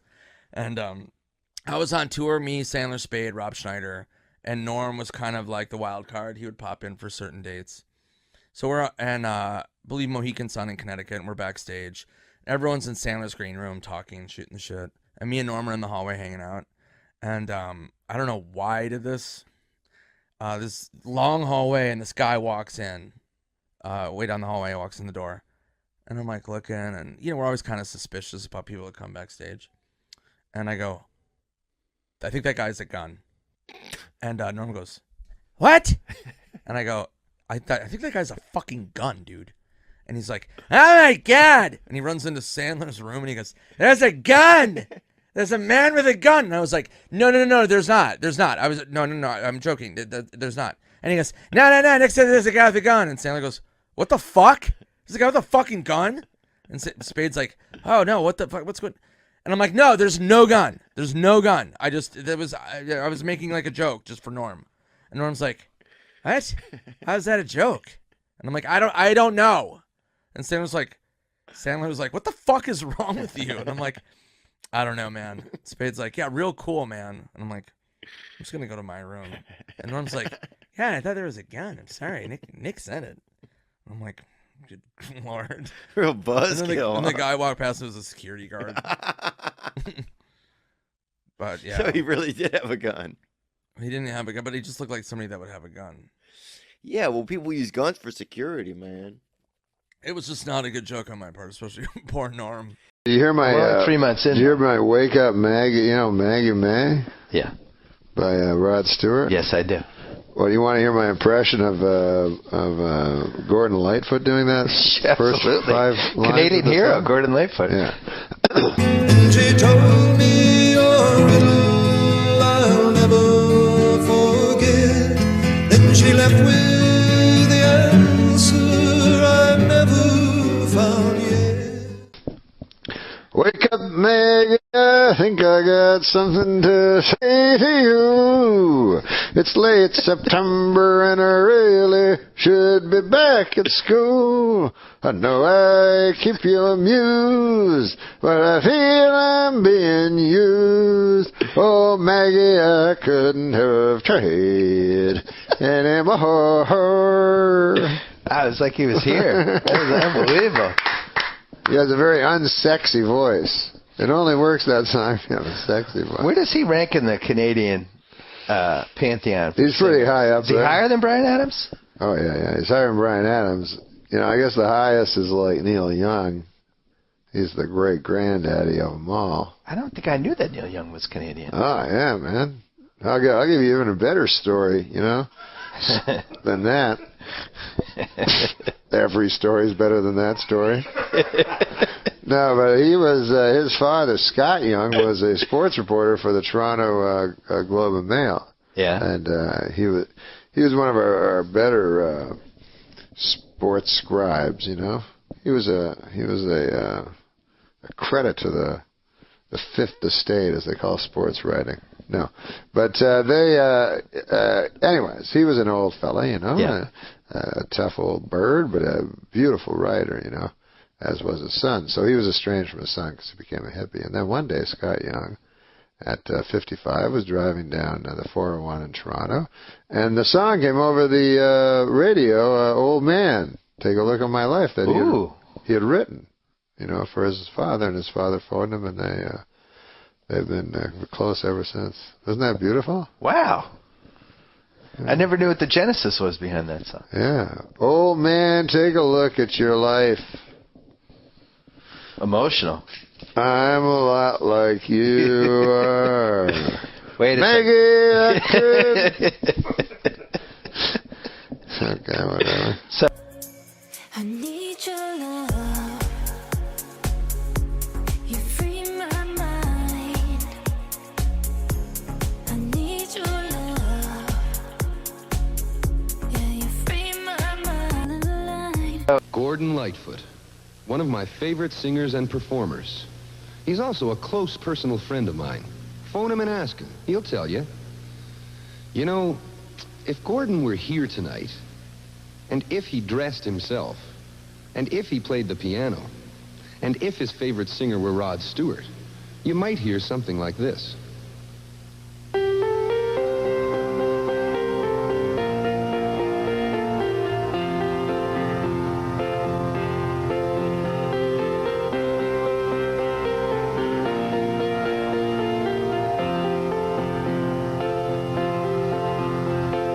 Wake up, Maggie, I think I got something to say to you. It's late September and I really should be back at school. Or find myself a rock and roll band that needs a helping hand. Oh, Maggie, I wish I had never seen your face. You made a first-class fool out of me. Now I'm as blind as a boy can be. Oh, Maggie, I wish I had never seen your face. He did this bit for us that he insisted on doing. Sully Sullenberger? Yes. He did a bit where he you know, he came out and he's like, yeah, Conan, I've made a movie. And I'm like, oh, really? You've made a movie? And yeah, I funded it myself. And of course, and it was about Sully Sullenberger, who landed. Sully Sullenberger biography. Yeah, biography about the pilot who landed the plane. And I think maintained that he did this. He had this idea before Tom Hanks. So he's a little indignant. Well, it was actually, we showed it before Hanks ever made the movie. Oh, is that true? Okay, yes. all right. It was 2009. It was right after Sully Sullenberger heroically landed on the Hudson. And so he shot this thing, and he got to our show early, and of course it looks like shit because we just had It's fast, with the barest cockpit set. Are you familiar with Sully Sullenberg? The captain who landed the plane on the Hudson. Everybody knows Captain Sully Sullenberger. Everybody now knows who he is. I've known him for quite a long time. You knew him before this whole thing happened? I knew him 10 years ago. You knew Sully Sullenberger, the captain who landed the plane on the Hudson, that long? Yes. 10 years? Yes. And I, as soon as I first met him, I thought there's something special about this guy, and I bought his story. You're kidding. That's fantastic. That's great. Yeah, I met him in, where did I meet him? Airport. I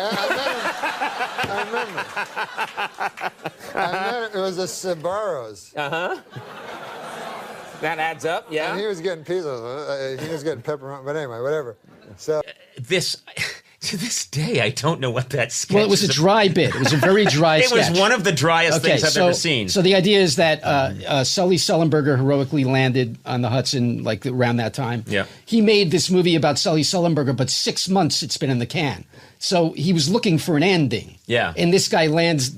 So basically, no. The joke is the clip. He made a movie about Sully Sullenberger before he heroically landed the plane on the. So the clip is him landing on the tarmac. That's successfully. He successfully lands the plane and says, "Thanks for flying American Airlines. Yes, have a good day." So I heard you made a movie. This is going to be a huge movie. You have the movie of Captain Sully Sullenberger. Yeah, I could.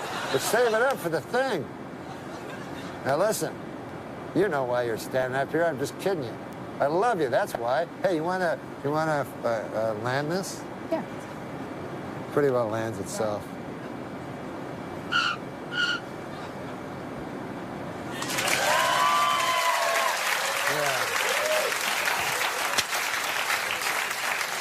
But mostly, I know there's not enough time, but mostly we talked about it was a love story. What? A love story with who? Him and his wife, Lori Sungelberger. What was her name? I wrote this bit 25 minutes ago.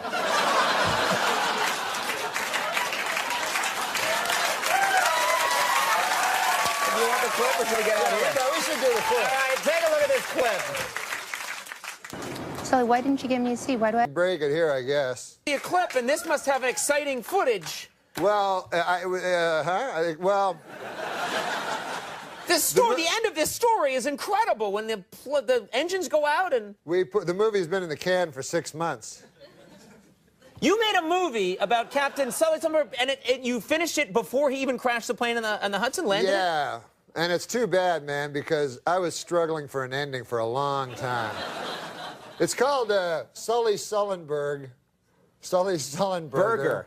You clearly spent 10 years you've known this man? You didn't you forgot the at the end of his name? I call him by a nickname, whatever.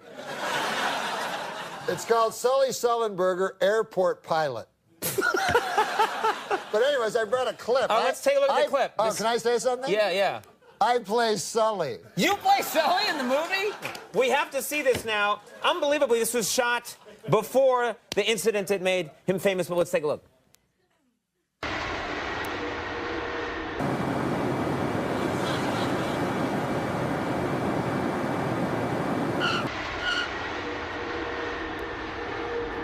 On behalf of U.S. Airline, we know you have a lot of choices to make, and we're glad you chose us.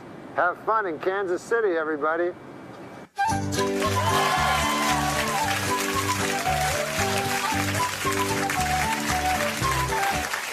It's not a good ending. It's a terrible ending. It's the worst possible ending. I keep saying reshoots, and they have no money for reshoots. They're like, I said a long shot of the Hudson. Nothing. No, that's not going to do it. And he insisted on using the woman who did his makeup, Deborah Pullman. He insisted on using her in the bit, even though it's not even clear why he needed her in the bit.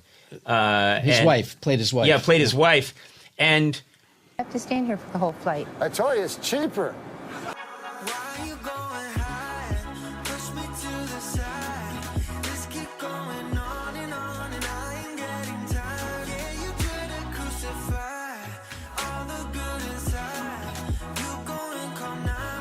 So the joke is that, amazingly, a director decides to make a movie about a random pilot, Sully Sullenberger, and makes it about a successful landing before the most dramatic landing in the history of aviation. And he showed this thing. I think he had a fake mustache on. But he's barely, and this is another thing I love about him. He didn't care at all about the craft of acting. And I'll watch. Let's talk about you now. Let me ask you something. Yes, Another guy from Canada has come and invaded show business here in the United States. With an acerbic wit. So many funny guys come out of Canada. What is it about Canada that produces all these comedians? What do you think it is? I don't know, because when I'm in Canada, no one's funny. You think it's the long, dark, cold winters? You just got to find something to laugh about? We don't have dark winters. We don't live in the Arctic Circle. But they're long, aren't they? They're long and cold, and they're cold. And really cold. Yeah, they're cold. So when you're a kid up in Canada... I don't want to put too fine a point on it, but they're cold. You said this is the coldest you've ever been. You're Canadian, so are you okay with this? I've been colder than this. I've been colder than a vampire's... Go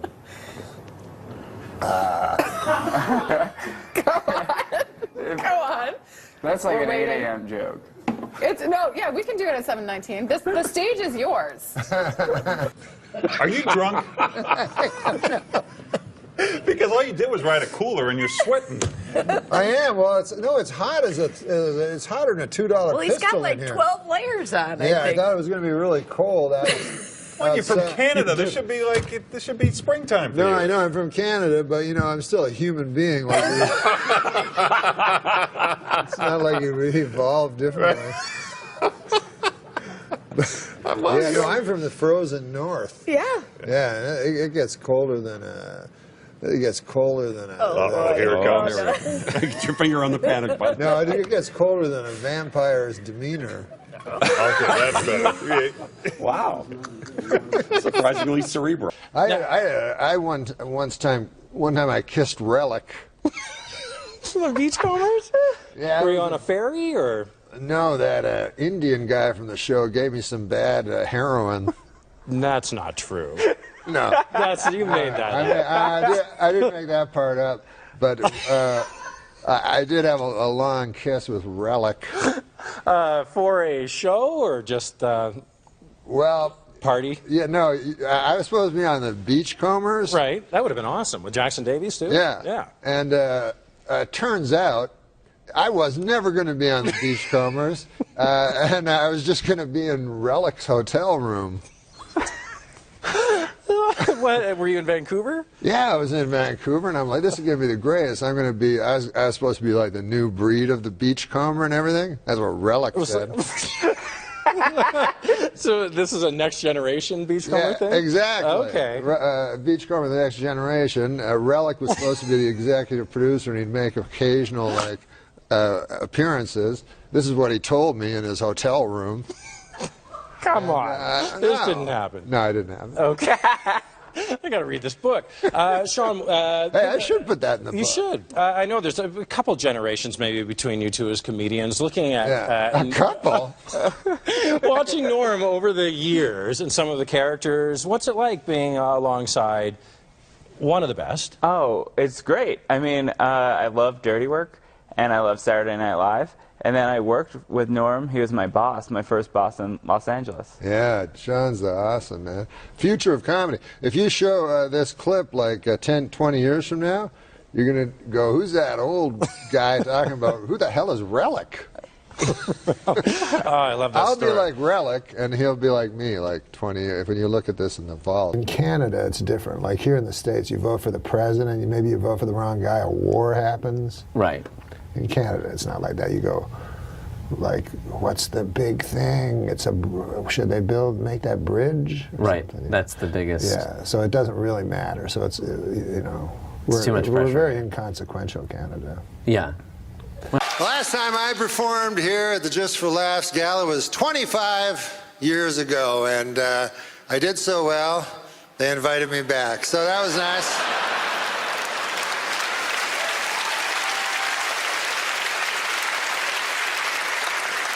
I love Montreal, my God, you know, and call me an eternal optimist, you know, but I really believe in my heart that this is the year that the Expos are finally going to win it all.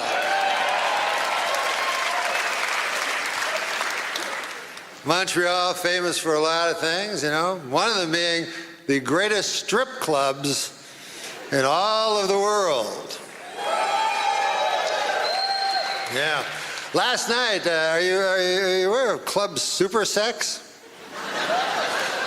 Yeah, so last night I went to Club Super Sex. I chose the soup. Big mistake.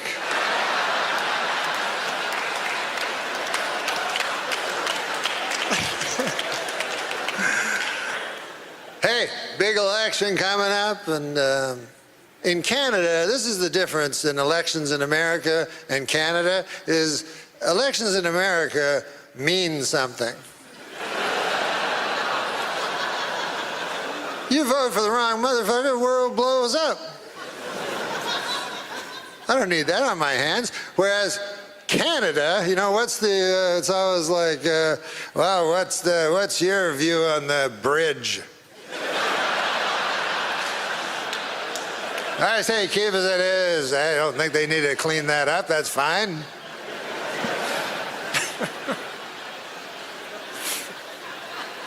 It was easy when I was young to vote because it was simply, you know, you just didn't vote for the French guy.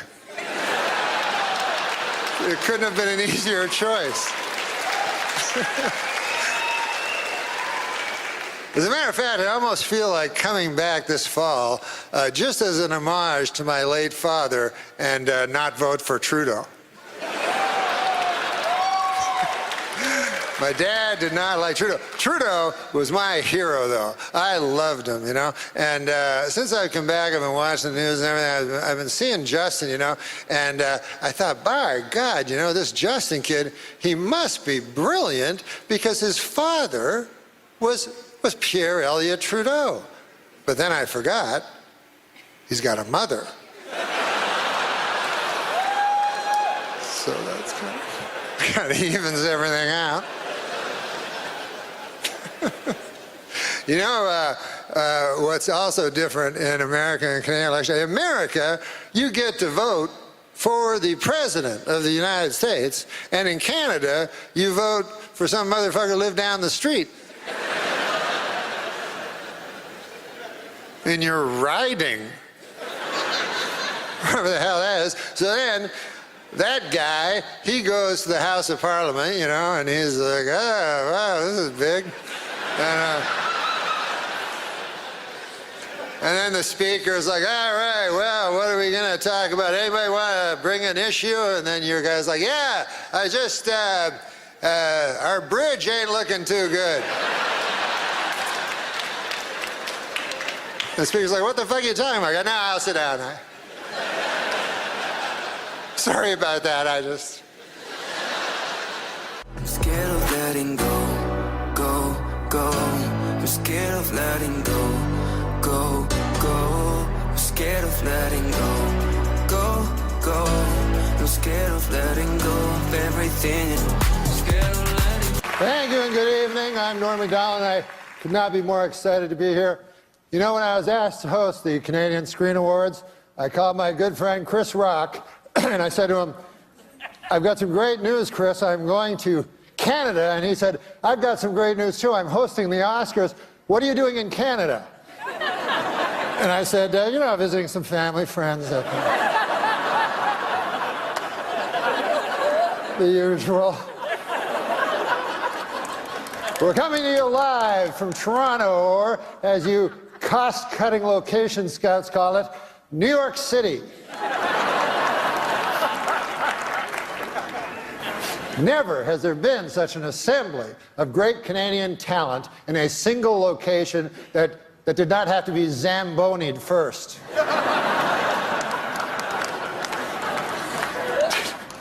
Tonight, the CSAs are being seen in over 50 countries. Isn't that exciting? Oh, wait, I'm sorry. No, wait. I misread that. 50 counties. And a couple of regional municipalities. We are here to celebrate nominees for their wonderful work in Canadian cinema and television, which is a lot like celebrating the Northern Lights. You probably haven't seen them, but you've heard they're amazing.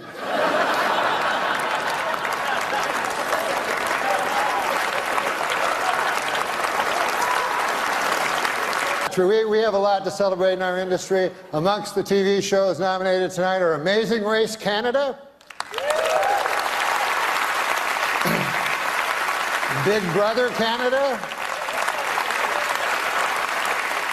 Master Chef Canada. Where do they come up with these ideas? But it's been a wonderful year for Canada. It's been an especially great year for one little guy, one adorable little Canadian youngster who's already accomplished so much. Of course, you know who I'm talking about, Justin Trudeau. Hasn't he had a wonderful year?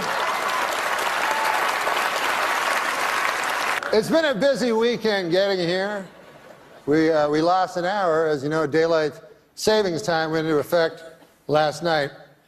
I give it 6 months.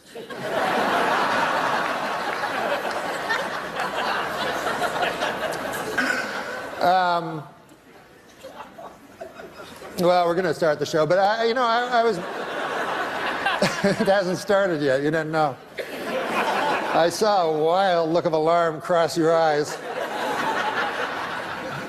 But I was backstage yesterday, and we were doing rehearsals, and I asked, what is the statuette called? And they said, it's called the Canadian Screen Award. And I said, well, that seems kind of dull. Like, what? That's the name of the award? And they said, well, we've been bandying around different names, but none of, they said in Canada it takes a long time to get stuff done and stuff. But one of them that they said, one of them they mentioned was the Candy. And I think John Candy, I mean, who doesn't love John Candy?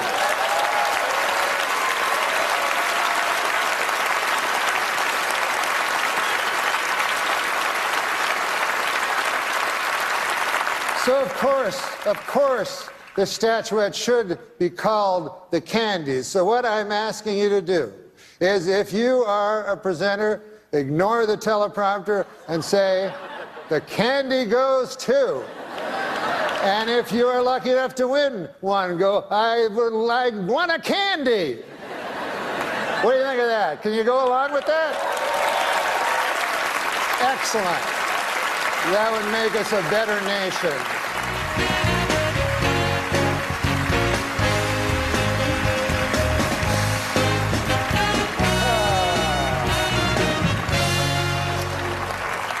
I am not here to upbraid. However, I think I made it quite clear that these awards should be referred to as the Candies. A 9-year-old child knew. Are you so burdened with this preposterous technology?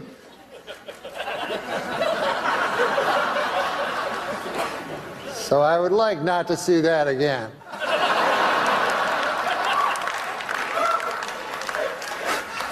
Backstage I was thinking how different things are since I moved to the United States. Now I'm in the United States. One thing I've noticed about films, I don't like foreign films anymore. They're all like artsy, kind of not my cup of tea. But when I grew up in Ottawa, by God, I loved foreign films. Star Wars,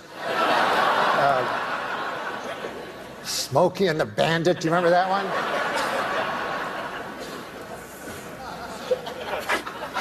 Here to present our next award, the Candy. And this will be the end of my upbraiding, I hope. George St. Kitts and the Candy Band. Who can take a sunrise? Come on, guys. Sprinkle it, but they can't. Well, whatever. Well, our next presenters are political people. And it made me think, because I was just told Cape Breton Island, I don't know if you know this, but they are offering sanctuary to anyone that lives in America after Trump is elected president by a landslide. And I agree with this in principle, but why Cape Breton Island? I mean, can't I just flee to Toronto? Do I have to leave the fucking planet? I mean,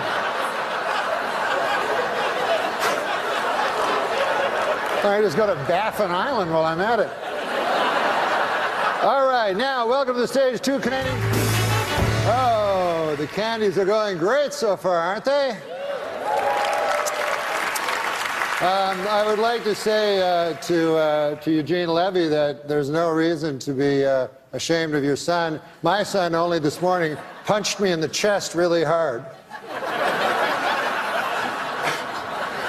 Listen, I have some good news. I just found out that all of you here tonight will be getting a swag bag. Yeah. Just like the Oscars. I haven't seen one yet, but why don't we take a look and see what you're getting? I'm going to call Megan, our golden girl, out. Megan, our golden girl? Hi, Megan. Come on out here. Ah, you brought the swag bag. Yes, can you hold it open? And then I'll take things out of the swag bag. What do we have here? A loose pancake.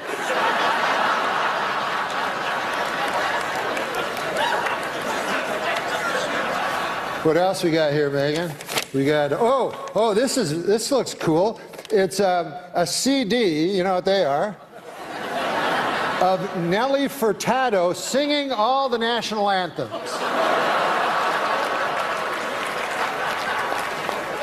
Torn from today's headlines. See what else we have. Well, we have this. Ah, yes, this. This is a bottle of Eau de John Cherry Cologne. It's for the gentleman in the audience. Now, what else do we have? Hopefully something a little funnier than the last one. Here. We have a 30-minute massage from producer Robert Lantos.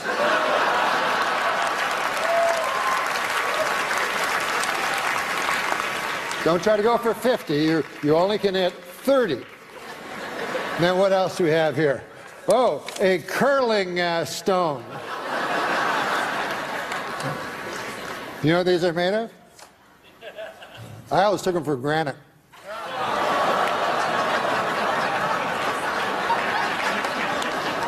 Last time I take a joke from Martin Short. All right. Megan, just do some house cleaning here. Having a hand for Megan, our Golden Globe. A natural mistake. All right. Listen, guys. For some reason, I've been told to stretch. So,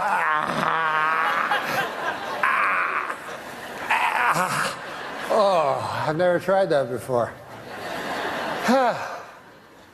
The show's over, folks. Good night. But for the first candies, respect, peace. The Nicolas Cage stuff is very similar, where it's just nobody can really do what he does. I also love Nicolas Cage. You said you could do Nicolas Cage. I cannot do Nicolas. I've heard that I heard my voice sometimes sounds like him, and I've been told I look like him sometimes, but no. That's how I got started, was people with that one. People said when I was little they thought I was his son. I mean, I don't think they thought that. You do look like they Nicolas said Cage. A lot, yeah. they are you his son. Way more. Yeah. Let's hear your Nicolas Cage. I don't have a Nicolas Cage. I know you said you did. No, I don't have a Nicolas Cage. You told me that a Nicolas Cage that made Simon Helberg sound like shit. No, he did. My Nicolas Cage sounds a lot like your fucking Christopher Walken. Whatever. I don't do a very good Christopher. You don't need to do a good one to do that. But I am Christopher Walken. Jesus Christ. You never heard me, Christopher Walken? I like that. I never heard it before either. I just assumed everyone could do it. Everyone does it. So I tried. How do we get him to do Nicolas Cage? I feel embarrassing. It's hard, I know. Can we'd love it if we could hear your Nicolas Cage. All right, well, he does like, well, yeah, that's just wonderful to hear, and maybe on the way out we can stop in the gift shop, but right now, I don't know, I really want to find some rockets! Yahoo! There you go. He has a little bit too. No, right. Well, I mean, it's not... I didn't say I look like, I just said I've had people sometimes. Well, that's the same thing as saying you look like him. No, you're right. You know, everybody always says I look like him. I would say always. Whatever. You watched a lot of Nicolas Cage, right? I did watch a lot. You have a He's favorite? seen every Nicolas Cage movie. Well, no, up until like probably about 15 years ago. Well, they started getting real. Like I'm not gonna do it anymore. I can't.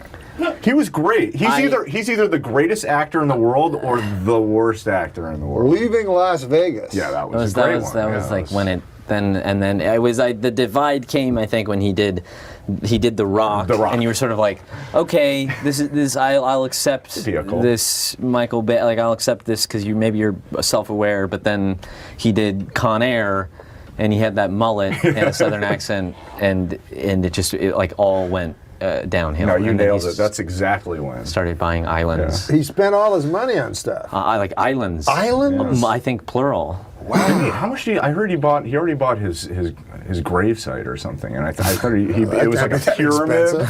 It's like, I don't know if that's... He blew all his money on his gravesite? It's like a giant pyramid. Oh, like National Treasure? Yeah. That's another Nicolas Cage. Yeah, I haven't seen that. Yeah. Nick Cage. Face Off? Face Off? That was Fast Times at Ridgemont High. Briefly. Fast Times at Ridgemont High. He just went right to one where he was barely there. Yeah. No, Raising Arizona. I don't think anything tops that for me.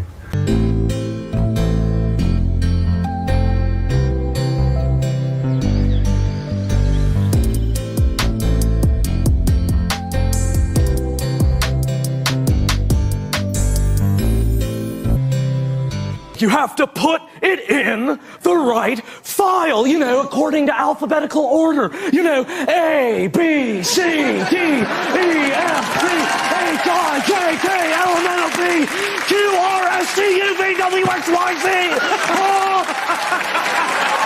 I saw Jimmy Brogan one time, and he was like you, he wouldn't curse. Right. And heckled mercilessly at the Laugh Factory. And so the guy was like, you fucking cocksucker. He's like, very nice, sir. Yeah, very good, yeah. Do you talk to your mother like that? Yeah, why do you suck my cock, you fucker? Very nice, yeah. Good for you, then. That's a funny way to handle that, isn't it? Sometimes I was a little blue on stage. Yeah. And then afterwards, I just try to avoid Jimmy. Because he'd seek me out and go, you're a funny guy. You got some good jokes. You don't have to do that. That's a funny impression. That one time, Michael Richards, this was before the catastrophe. Yeah. And he said, I'm going to go across the country. He would walk on stage and fall and hit it. And the funniest thing I've ever seen. And then he'd start talking about the Bible. And then he said to me, he goes, I'm going to go around the country. Do you think a man could live inside a whale? I go, you shouldn't talk about that. The only guy I can really do is Richard Nixon. He's being interviewed by David Frost. Right. And they made a movie where they pretended David Frost Frost won, Nixon. but in the real tapes, Nixon won, clearly. Right. But anyways, it was very funny because Nixon would use the ridiculousness of Watergate against his interlocutor. Right. And so David Frost was interviewing Richard Nixon. Right. Because Watergate was so ridiculous, Nixon would use that for his own benefit. So at one point, David Frost goes, now, Mr. Nixon, when E. Howard Hunt And Gordon Liddy entered the Watergate hotel and broke into the room. At that moment, they were carrying listening devices and wigs. Richard Nixon goes, well, I suppose that they were carrying listening devices. Perhaps you could call them hearing devices. And wigs. Says now when Howard Hunt and G. Gordon Liddy broke into the Watergate Hotel, they were wearing wigs and listening devices. And Richard Nixon goes, well, I suppose you could say they were wearing listening devices, or perhaps you'd call them hearing devices. And wigs.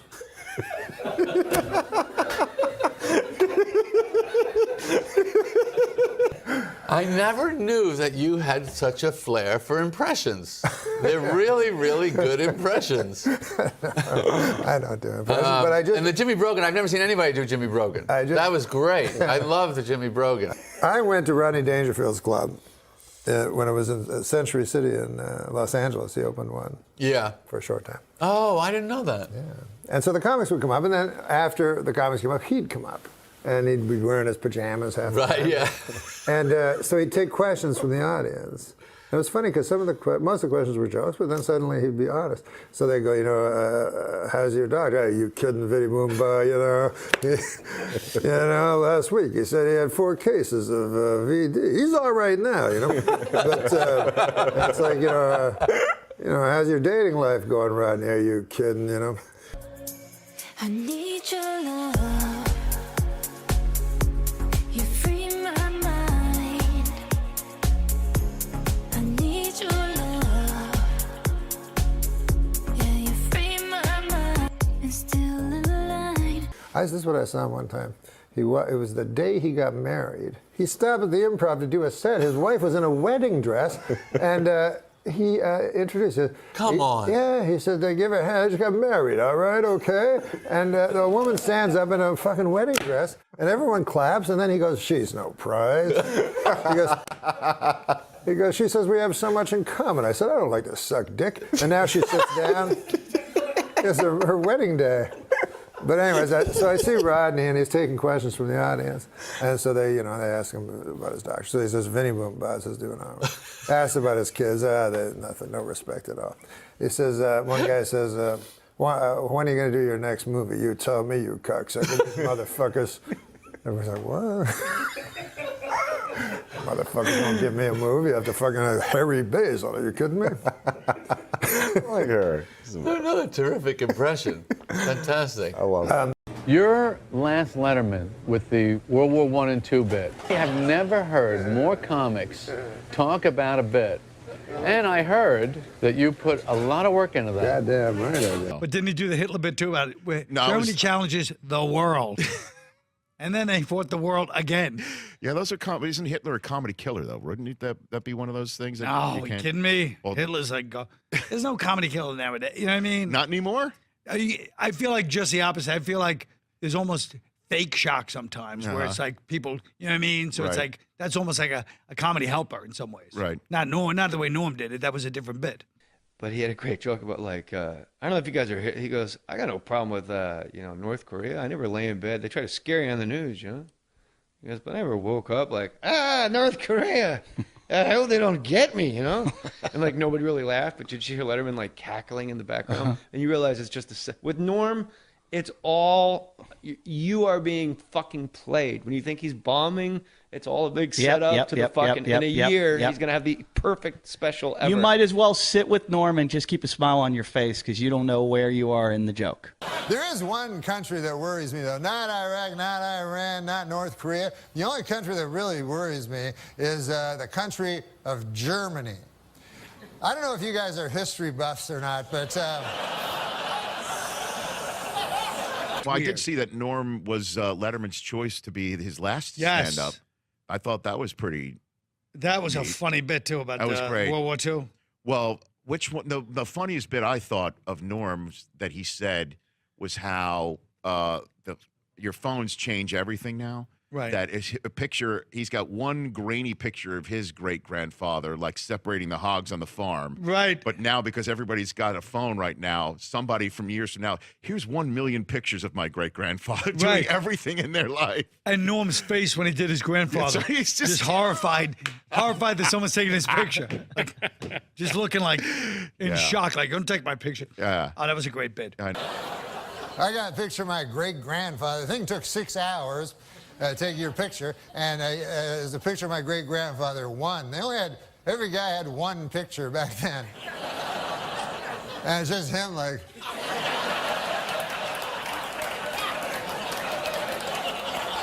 I gotta get back, feed them hogs. Who's gonna feed the hogs? So my next big hero after Letterman's got to be Norm Macdonald. What did you learn about his set for his last appearance? Well, that is hands down every single person that I talked to. I asked them what their favorite appearance is, and like no joke, Norm Macdonald was what everyone pointed to. And my editor kept saying, you got to cut this down. Like, it's just over and over again of people saying Norm's great. And I was like, no, it really was that good. Like, it has to be the longest part of the book.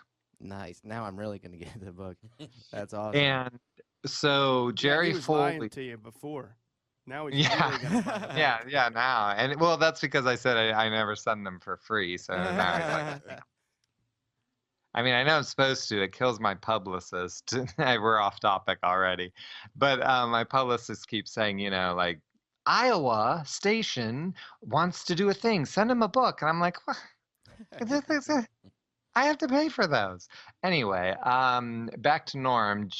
Jerry Foley was the director on The Late Show. And he said that Norm showed up like super early, like way earlier than anyone would. And he didn't want to tell anyone what he was going to do, what his monologue was going to be about. And he was just sort of walking around, just like soaking in the building because he wanted to spend as much time as he could there. And so, and they were kind of concerned because you don't know what he's going to do and they have to be sure Dave will like it, and you know. And so he kind of took him aside, and he said he didn't really know Norm very well. Like, he didn't have some bond with him, but he said, you know, you've got to kind of share with me what you're going to do today so we can help you. And it kind of opens up this notebook, and it is napkins and like receipts and all of these notepads where they said they could just tell he had been working on it forever. Oh, wow. And even like in the cab over, he said, when I just came up with this, and I don't know if you guys remember his set, but I think it's the best stand-up set that's ever been performed on late night television. I definitely agree. And did Dave like it? Yeah, I mean, Dave was really embarrassed by it in a good way, but I mean, he just couldn't believe, because Norm breaks down crying in the set. I mean, that's crazy in itself. And he told him he loved him. Norm told Dave, and you know, Dave doesn't really like that stuff. And I think Bill Sheff says, like, Dave just doesn't want to hear that kind of stuff. But it's true. Yeah. Norm Macdonald was just on David Letterman. I heard he cried. He was so upset. He cried, and it was like really like beautiful. Yeah. A lot of people remember back in May when Letterman retired, you were one of the last guests, and you got pretty choked up. Well, it was a pretty emotional time, wasn't it? No, Letterman, I think Letterman, like, he was my hero, but I think he was everybody's hero. He changed the way people talk in America, and, you know, he really helped me when other people didn't like me. You did a poetic goodbye to David Letterman, did you not? Well, I did. This is what I did. I wanted to do stand-up because I did stand-up on his show 25 years ago. And so I did stand-up, and I did the best stand-up I could possibly do. And then I did a joke that I remember David Letterman doing when I was young. That's still remains my favorite joke. And then I got a little teary. I choked up. I didn't realize I was going to choke up. And then I certainly didn't realize I was going to tell him I love him. I said, I love you. He was emotional at saying goodbye to you on the show. At the time when, and like Conan suggests, I didn't know he was ill, so surprised. In thinking about that moment, he must have known a great deal about what his future was and how long it might have been. I always took it as an enormous compliment that my emotional situation had affected him. Right. But now, to be fair, this guy knew more than just I was leaving. Take me on a journey. Take me far away from this life. I'd leave it in a hurry. Let's run away before morning light. You. As I'd just like to say, I know that Mr. Letterman is not for the mawkish, and he has no truck for the sentimental. But if something is true, it is not sentimental. And I say in truth, I love you. Oh, my God. Very funny, Norm. And thank you. Thank you for everything. Thank you. Norm MacDonald, ladies and gentlemen. That was very sweet, Norm. Across the Great Plains, harsh weather and hungry boll weevils are the cause of one of the worst cotton harvests in years. Or so the Germans would have us believe. Last Sunday's National Hockey League game between the Buffalo Sabres and the Tampa Bay Lightning was postponed due to record snowfall in Buffalo. Or so the Germans would have us believe.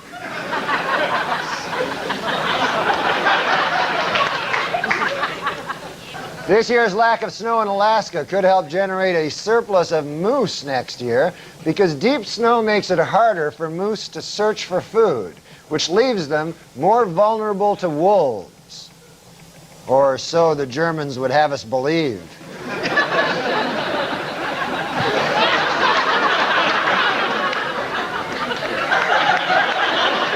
In Fort Pierce, Florida, many Bell South customers will no longer pay long-distance phone rates for nearby calls, but will instead be charged with a flat rate of 25 cents.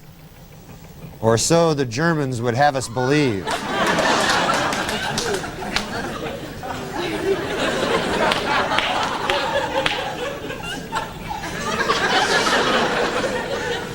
In Little Rock, Arkansas, a consumer group is proceeding with a petition drive to get a proposal on the November ballot that would exempt food from state sales tax.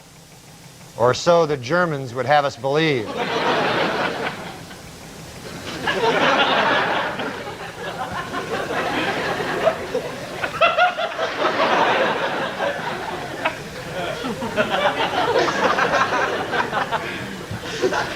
In St. Louis, archaeologists will use special radar on nearby landfills in an effort to find the 70-foot axle from a Ferris wheel, which was the centerpiece of the 1904 World's Fair.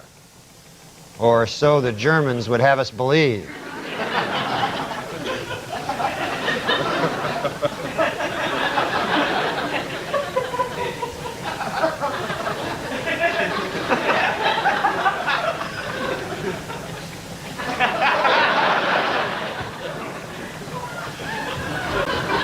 And finally, I'm scared of letting go, go. I'm scared of letting go, go. I'm scared of letting go. I'm scared of letting go of everything. I'm scared of letting go. Last year, German Shepherds were rated the nation's most effective police dogs by far, sniffing out more than $100 million worth of illegal drugs. Or so the German Shepherds would have us believe.